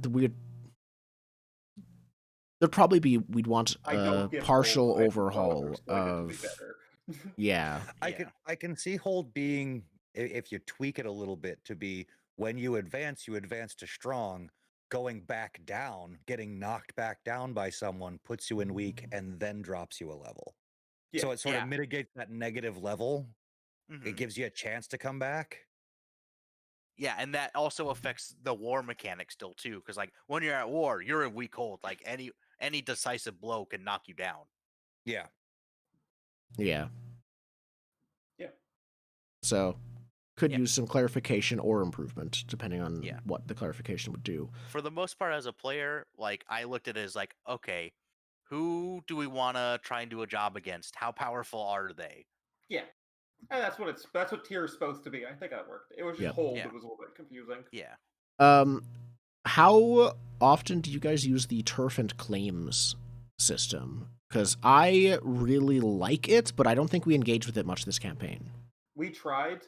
It's the thing of our entanglements and stuff we spun into all of our scores. But the turf is a great way to be like, all right, we got nothing to do. What do? We take some turf. Yeah. Yeah, so I think that depends on the less the GM gives you. Because I did end up like, okay, a lot of the stuff you did pursue, but some of it was we already established you were friends with Skurlock and friends with the Scotland Revolution. You are a crew that made a lot of friends in general, so you had a lot of people who asked you to do stuff for them. For a crew that didn't have that, they might need this more. Yeah. I do think we used it. Sorry. I do think we used it less than normal, simply because I know we are supposed to pay for like any time you do a job on anyone's turf, which I think we paid once unintentionally by not actually around the rules. Well, so I think that should have been a whole lot more expensive than it was. But again, it was just the kind of crew we were doing. I don't think you often did jobs on other people's turf that you would pay them. Yeah. It's a confusion of terms too, because they use turf to talk about make capital T bold turf, like the mechanical piece on your crew advance, but there's also like you enter their turf, lowercase t, not bolded. True. And that was a bit confusing. Yeah. But I mean, on its own, the little things you can pick up along the way, the little bonuses and everything you can get from expanding your sphere of influence in that little layer map. Yeah. I mean, I like that. Me too. And it gives you, and yeah, if you don't have all of the connections and everything going on, it does give you stuff to shoot for and be like, okay, well, we can form a job around going and getting our vice den or a cover operation, or Yeah. Which I think is a great purpose for a thing, to be like, you never don't have a job, because Yeah. there is that little like mini game of check all your boxes, unlock all of the secret rooms in your base. Yep. Which is basically what it is. Kind of. It's you never don't have something to do. If you're waiting for results from like a magic demon test or whatever, like you have a task. You always have something you could be like, this is what we're doing today. Yeah. One line means you're not possessed. 2 lines means you are. Demon pregnant again. Damn. How was faction status with you guys? It was a simple system, but how was it? Oh, we looked at it every session. Yeah. Every session, I pulled it up and went, "Who's strong this week?" Or That's fair. Who hates us today? Yeah. Exactly. And who can we get to like us? The fact that you revisit it every score at the end of each score is important. And yeah, no, I think it was good. And war was wonderfully brutal. War's awful. War is hell. Yeah. War was bad. War was bad. War was bad. War was not fun. Don't do war. Don't do Make love, war, not war. kids. Don't do war. Mechanically suboptimal. Yes. And how were your cohorts? How your gangs? I don't think you had any I experts. love my burb. I expressed it earlier. They became background characters. We got them, Yeah. they faded to the background. We got them, they faded to the background. We got them, they faded to the background. Mm-hmm. Yeah. We used them for downtime actions, but we didn't really want to focus on them. We wanted to focus on us, so they exist. They were there. Yeah. But most of the time, even you didn't really bring them with you on jobs. You left them on patrol while you did scores. Yeah. I'm also wondering if the command skill is meant to specifically be, against not a fighter, because whenever it came up to roll my dice or use command skill, I didn't want them along because that is not useful for me. Yeah, It's Well, taking the focus you're off right. You could also That's- command them that's- how to do things that aren't fighting.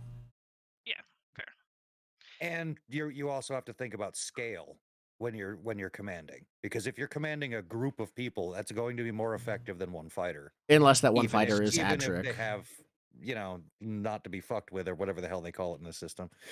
Yeah, it was one of the first advances I got was I can take on a group. So Yeah, But I think, you have to push yourself to do that, and the gang can just do it. because they are a group of people. So, no, it depends. And you had, that was the morning shift, and you also had the night shift, your restaurant, kitchen dwelling research staff.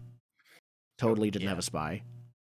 long night shift. Yes. I mean, it always helps to have nerds when you make bombs for a living. True. Mhm. We'll get in arguments about like powder ratios. Yeah, the only thing I can say about like cohorts and experts and stuff is that my bird counted as a what was it? That was an expert. Yeah, your word is an expert. Yeah, but the bird was just like a part of me, right? It was like weird the way I imagine, because I could choose to bring the bird or not, but I just always brought it because it's a zero load item. Yeah, that one So- was treated differently, I think, than most cohorts. It was Yeah, sort of the birds are mostly special under ones. your control. Yeah, And also, narratively, you were literally mentally linked with it. yeah. So that one was definitely a special case. Overall, I'd say it's good. I think this is one of the things that we didn't sink our teeth into as much as we could have, though. Yeah. Next is the GMing section, which I can talk about. Yeah. Let's talk to you about the GM. How did I do it? Yeah. GMing Blades. Blades itself has a lot of. It has a long section. Like, here's how to GM. Let's go in depth.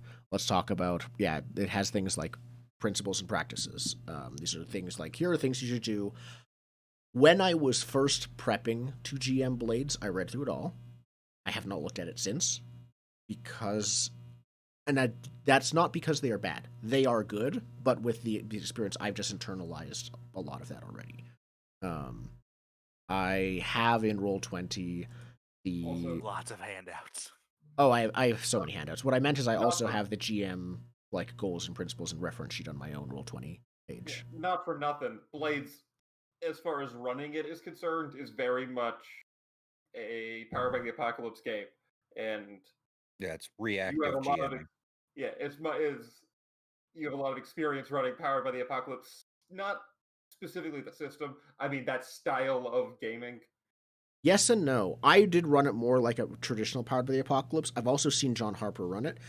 He does run it like that, but less reactive and more active.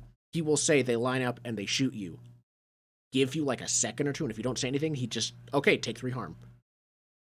He's very... Yeah, I think that's just a personal style difference. It is a personal style difference.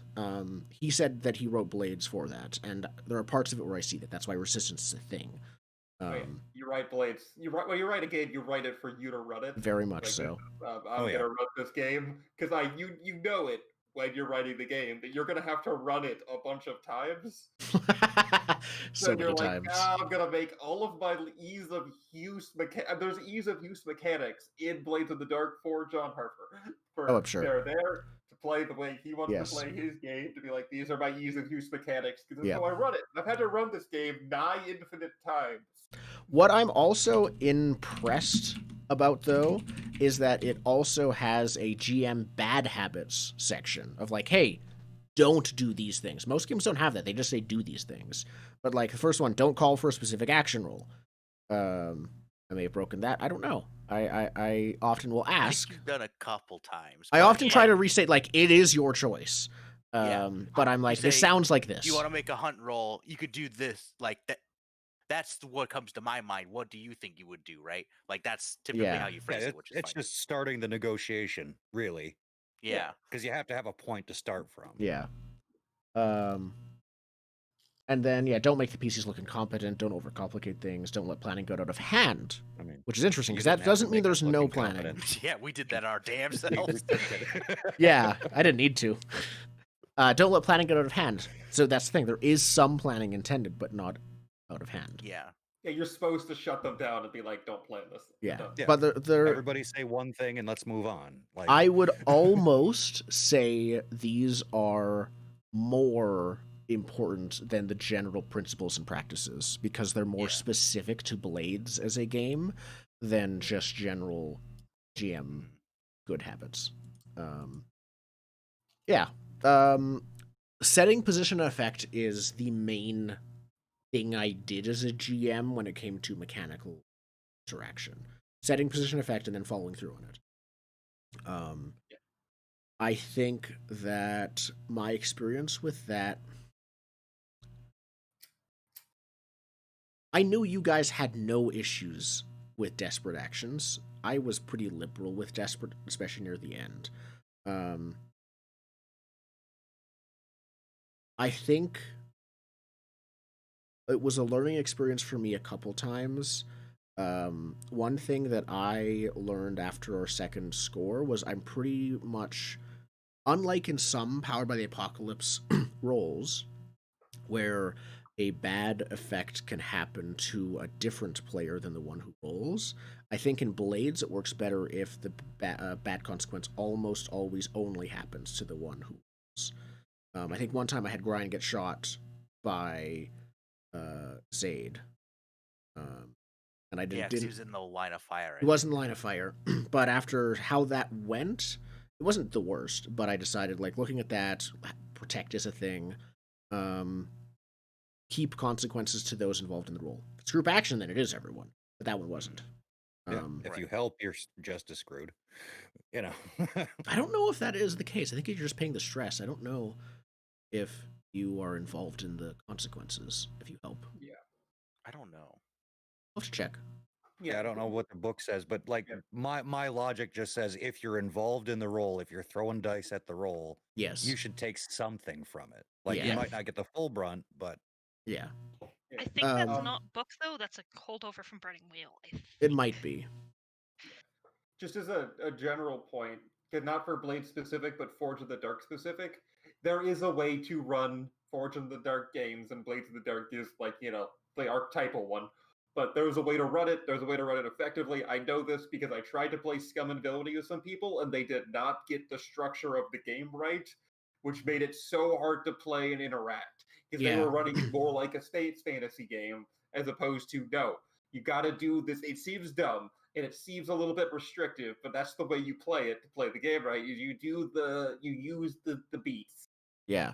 A long time ago, I played Blades with someone who was a good GM in many ways, but they were maybe it might have been a communication breakdown, but I had issues with their descriptive speaking. That's one of the things. That's actually the next thing on what I wanted to talk about, because I think part of setting position and effect and making sure everyone's on the same page is take your time to set up everything going on. Speak for 5 minutes straight if you need to, if it's something complicated or detailed, because with how the consequences are for Blades and how position effect can be, there can be a large expectation gap unless you are very careful to just be very precise, intentional, and detailed with how you describe the world around the player characters. That's sort of the feature for most narrative-driven games, is that you need that good description in order to have anything to work off of. I mean, if you're talking about fictional positioning, you need the fiction in order to position. Yes. You're right. Yeah. I had, as I said, I had an older GM in the past that didn't describe things detailed, and I'd have to it felt like I was trying to pry questions out of them. Like, oh, okay. Was I part of that game? Yes. I feel like I was. Okay. You were. It was the first of the two GMs. Okay. I don't remember exactly, but I think I know. Okay. I don't remember. And fine person, good GM in many ways. Just that one aspect for this was very important. And it demands certain things to happen, and that might just not be someone's style. Yep. And it's also, you often have to improvise because you cannot in Blades, even more than like most Powered by the Apocalypse games, honestly. You can't really prepare those descriptions that easily. Yeah. It's sort of when ironic the that characters aren't planning, the GM certainly yeah, can't. yeah, exactly. Players don't plan the scores. GMs don't plan. Don't plan the Don't plan the reactions. scores. Also, don't plan the scores. But Yeah. that doesn't mean there's no prep. Write down a couple story beats. Yes, so I will quickly go over what I did for prep. So I think I do actually have. Look at that. Hold on. OBS is bigger than before. I want to switch to Roll20. If you guys want to go on to... There we go. If you guys want to go onto the stream, you can actually see Roll20. I'm showing... This is the GM screen, so it shows different details, some NPCs and stuff like that. But what I mostly did for prep was I had one section called Current Threads for non-faction stuff, and then I had all of the factions that were relevant under a whole nother section of handouts. Each one was its own character with its own details, many of which were copy-pasted, but some I decided to make myself, and then their clocks going on here. So for each one, during my prep, I would just, after each score, or if I was expecting a score to be completed this coming session, I'd just go through here, roll their tier base and to go with the clock, and go through each of them. I did end up making, like, the Imperial military is blank, so I ended up writing what their turf and stuff would be. If you're not comfortable doing that, you don't have to. Obviously, you would have to just use the ones in the book, but there's many. And then I also did the current thread for my prep. These are each different. Like Jedi's Vendetta was not.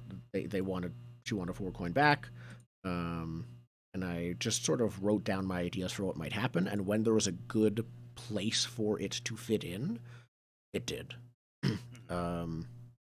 Yeah, some of these have been retired, like the survivor of the Phoenix, the guy who got shot behind the Phoenix, didn't have anything more going on with him, but I kept the notes there in case it ever came up. On that thread. Exactly. The Unseen, same thing. You're good with them. They're continuing their stuff on the faction game. They don't have anything more with you. Hicks's family, that one was a bit longer, because that was probably the biggest... That and Caslin are probably the two biggest non-faction related threads going on. So those were just regular. And then Current Job is the handout I actually used to prepare a score. Each of these had effectively a summary of what the score was about, obstacles that I might expect, just a summary. This is the Lord Governor assassination. This is actually more complicated than most scores. But let me show this one to you guys. Oh, I did already. Locations, each of which has just a few small descriptors next to it. NPCs that you might expect to be there, with their descriptors as well. And this is actually the most important part of it to me. And some ideas for specific Devil's Bargains. Because coming up with really good ones are pretty tough in the moment. So I thought about what the characters are, what they might want, and what can be offered to them. And yeah, I right now I have in the GM notes, if you guys decided to help out, take out the Bluecoats and Crowsfoot, I had actually a prepped score for that, because you guys were seriously considering it at one point. And yes, they did actually have a World War I-esque tank. Nice. Cool. Yeah. Could have stole a tank. Damn it. We were at 4 wanted level. We should have seen a tank. Yeah. At 5, they start sending the jets.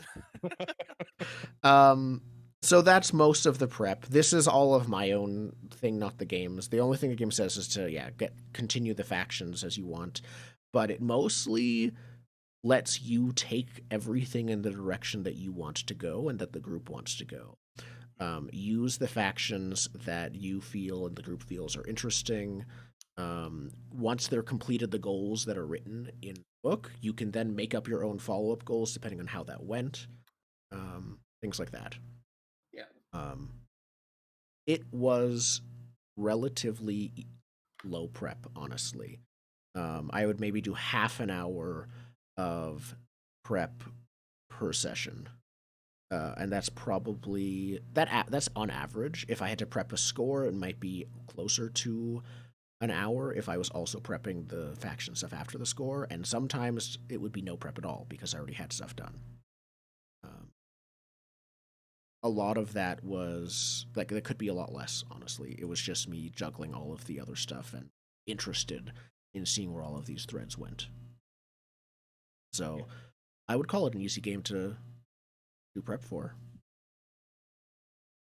And fun. There's no. My pet peeve for GM prepping is battle maps. I like making battle maps. No one likes battle maps. Yes. Yeah. I'm sorry, not no one. There's a certain kind of gamer that cares about the battle map, and then I just want to throw it in the garbage. Just no, go away. None of these 5-foot step. Don't talk to me on the 5-foot step. If a game I have requires battle maps, I'm looking on the internet and you're getting what someone else made because I am not. I have many pre-downloaded battle maps now for that very reason, so I don't have to do it. Battle maps, like everything else I like in gaming for like RPGs, it goes out the window when we talk about dungeons because I see dungeons as their own thing. But I agree. Dungeons have battle maps. That does not. That field of battle, no map. Yeah. You're in a field. Where's the map? It's a field. 6 square footage. Yeah. You're in a field. There's you need grass. to know the elevation of each land. Are you on a hill? You can't run uphill as fast as you can run down. What if you trip? None of that. Yeah, I might be on the other side of things. Only in a dungeon. I only care about maps in a dungeon. I go, how tall is the hill? I fireball. So that's all I do. Okay.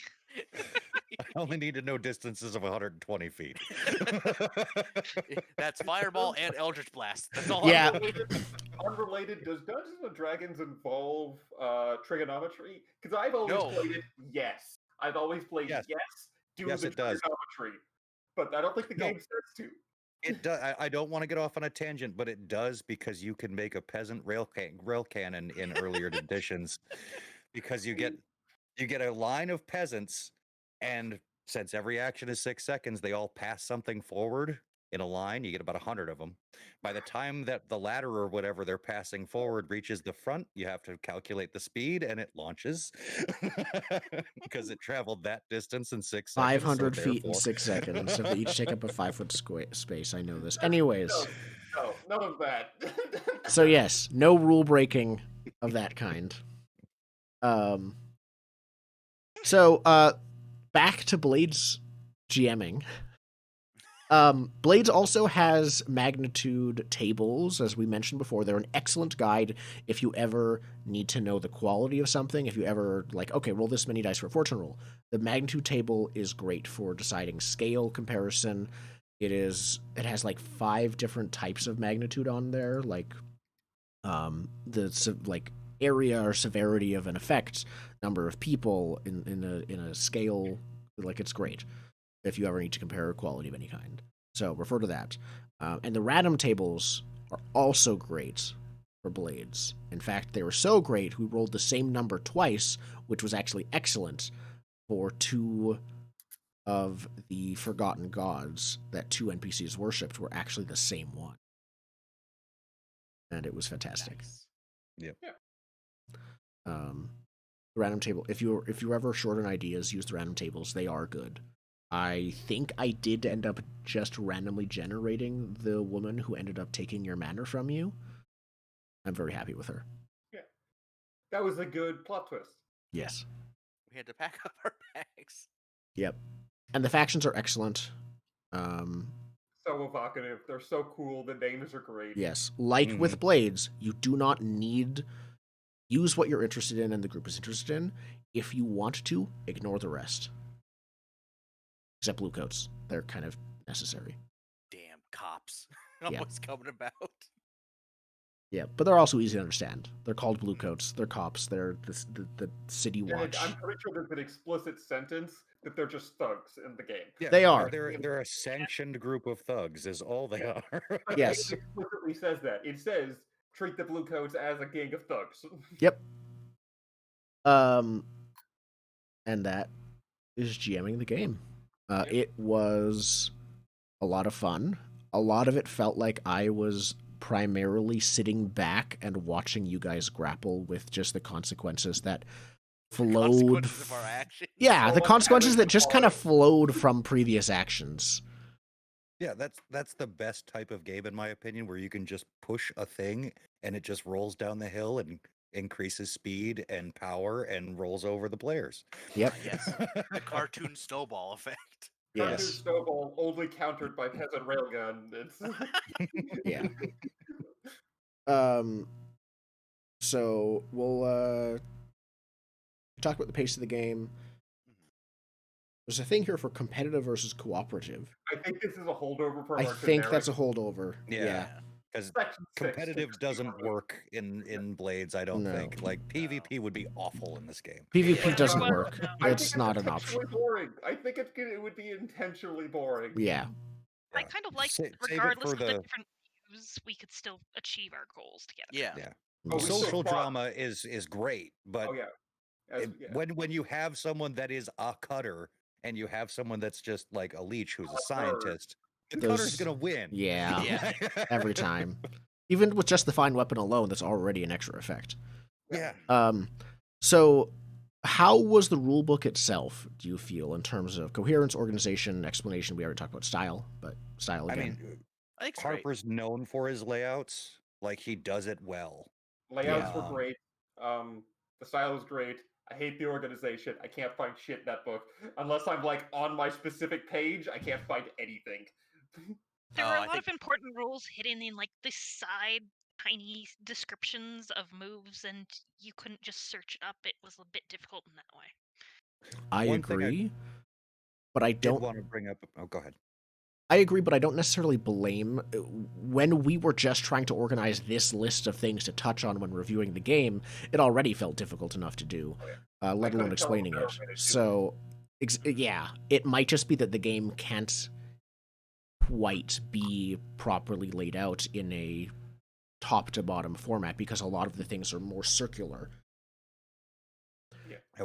One part of the layout, as far as the setting goes, that I really enjoy with this game is that when you're reading through all the setting material, the different factions and all that other stuff, the some of the contacts on the playbooks, and start weaving that web together, there's a lot of interaction between certain NPCs. Like you can pull a lot of information just on the tenuous lines that you can draw between these things. The True. book feels like it's designed for you to flip back and forth the whole time, like you're trying to frantically solve a puzzle and you just know all of the pieces are in there. It's also Yeah. very Yes. good with people who don't initially, because you almost definitely will by the end.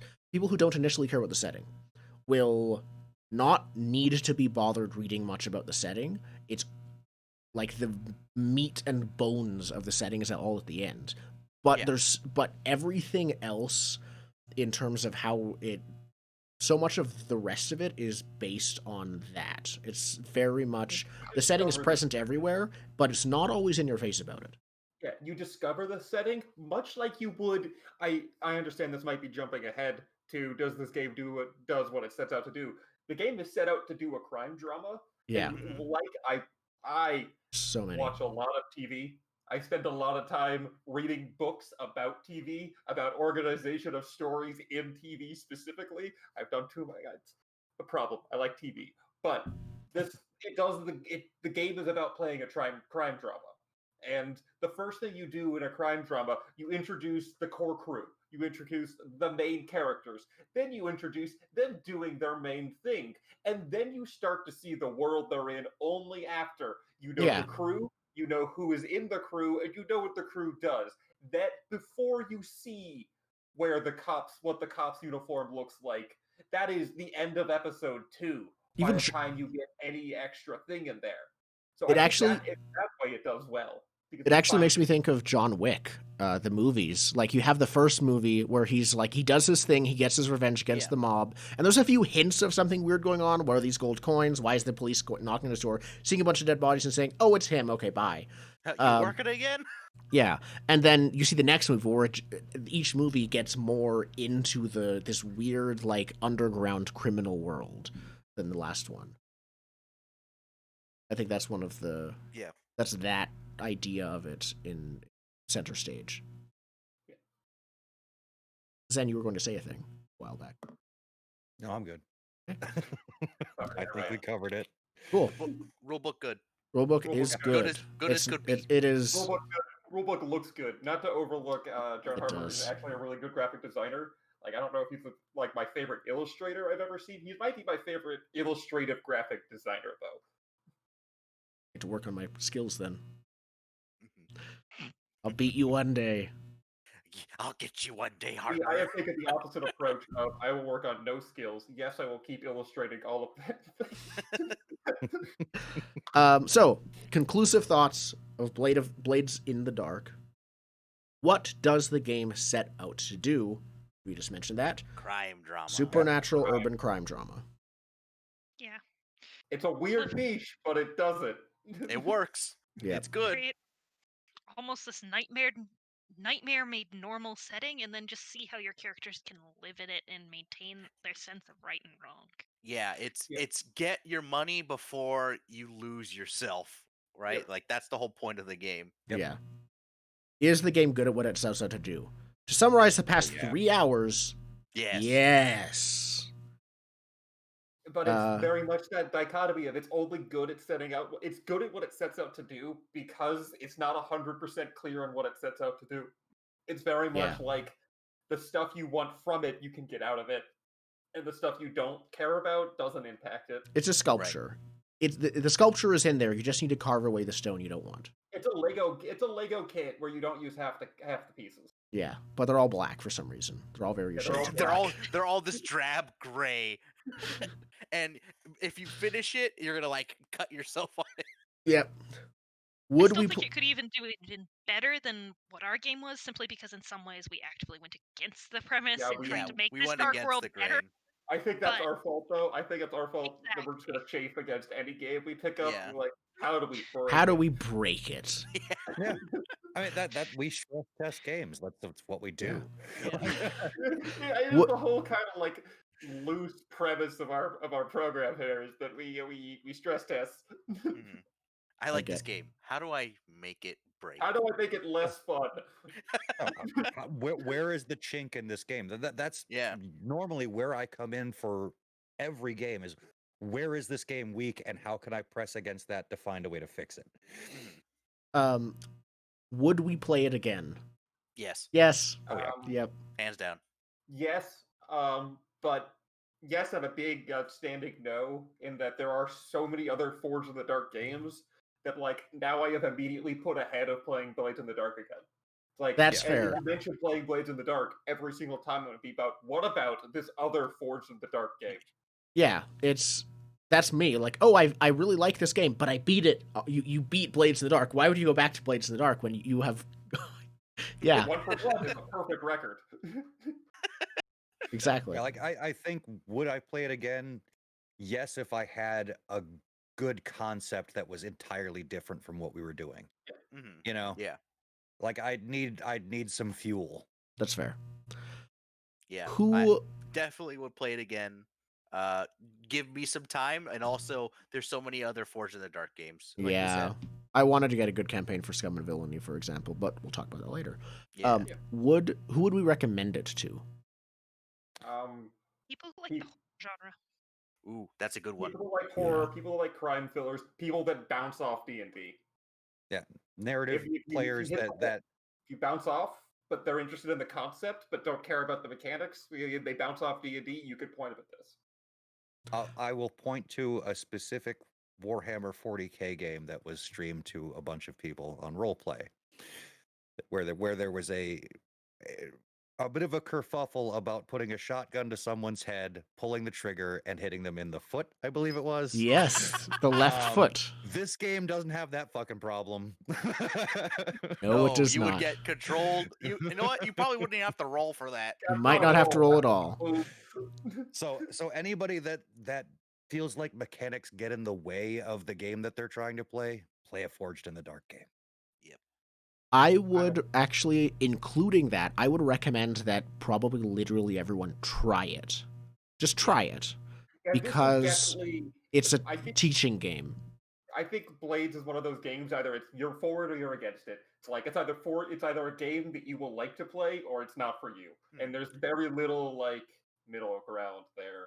Yeah. The thing I would recommend is going into this, you want to be okay with playing a bad person. You want to be okay with playing a criminal and not minding your characters performing actively terrible things. Because going into the game with a really strong sense of morality doesn't work well. Paladins don't exist. Yeah, you're not. Your character was not a paladin though. You're the closest thing. But I hit the wall of morality more than I think any other character. True. Yeah, you definitely were the most moral character I think anyone could be. And I was not a moral person. Yeah, not by our standards. Not by modern good person standards, but even trying to have a little bit of morals, you hit it immediately, where it's Yeah, and I wouldn't recommend this game to someone who doesn't like Risk. There's a player in Jordan and I's fighting game who's very good and fine, but Risk aversion is his thing, and I think he would hate this game because that's not possible. Yeah. If you like to plan... you could, but you would never advance. It would be boring. It is effectively almost not playing the game. It is the closest thing to not playing the game you can do while playing the game. I think Blades is the first game other than Stars. Stars, when we played, it was, I think, fairly similar to old school D&D, right? It's first edition of Stars. Yeah. Is an OSRS game. Yeah. Blades is the first departure of that I played way back in the day, and I love it. Yeah. And lastly, what do we rate the game on our completely arbitrary rating scales? Yes, I already have the perfect rating. Go for it. 4 out of 4 traumas. I'm going for 21 out of 23 Blades and Julius Caesar's back. I'm gonna simply say the rating for this game is Luca Brasi getting garroted in a bar. That's my rating for this game. Okay. My rating for this game is it makes you want to replay Dishonored in a good way right now. Yeah. Yep. I don't do arbitrary rating scales. 8 of 10. That's still arbitrary because it wasn't with the rest of ours. Yeah, it's still arbitrary. We are so unarbitrary. You are by default unarbitrary. All right. Yes. Thank you for watching. This video is 3 hours long and I'm going to make an edited and version posted on YouTube. Our entire campaign is also available to watch on YouTube. If you scroll down on Twitch, you should see a link. Is it there? I'm checking. Yes, the Good. Cheese Rights Union. I will click to make sure it works. Wait, that's to your Twitch. Wait, YouTube VODs. Oh, I clicked the wrong one. Okay. Yes, it's there. Good. Okay, cool. There's 18 episodes out now. The last 2 episodes will come out in the next 2 weeks. 19 part 2 is out. 19 part 2 is out. Oh, so 20 and 21 are all that's left. It's honestly I'm very happy with how our campaign went. It had a really good ending and went well. The ending was a wonderful payoff. Yep. Any game where I die at the end, I'm happy with. What a good ending in your Blades in the Dark game. We specifically ended it. We specifically sat down and said, let's wrap this shit up. Let's put a bow on it. Let's do an ending. That's actually something we should talk about. Blades is a sandbox game, and sandbox games have issues with endings. Usually they just peter out. Even Blades can suffer from that. Mm-hmm. We could have kept going, but you could have kept going, but we would have jumped the shark if we kept going after this. Yeah. So know when to end it, and when you are feeling like it's time to end it, aim for that ending. Talk to everyone. Talk as a group and be like, "Hey, everyone, we're ready to go." Part of this genre too. The one last job is part of this genre. Yes, it is, and it's great. Okay, we will be back next week. I think we're doing a one shot of something to try out. I don't know. Do you want to play The Quiet Year? What's the plan? I don't know what the plan is. We got to do some some session 0 stuff. And In between each campaign, we usually do some one-shots. So we'll probably be doing some one-shots. Then we'll be back doing a long-term other game. So we do variety games here. I mean, I say mini campaigns. 21 isn't mini, but it's longer than most. Yeah. All for watching. We'll be back next week. We all agreed upon the next game. Probably, I'd say yes, but without it, are we? Exactly. We'll figure it out. TBD. I'm not going to announce it yet, To be determined. but probably. Okay. Bye. Bye.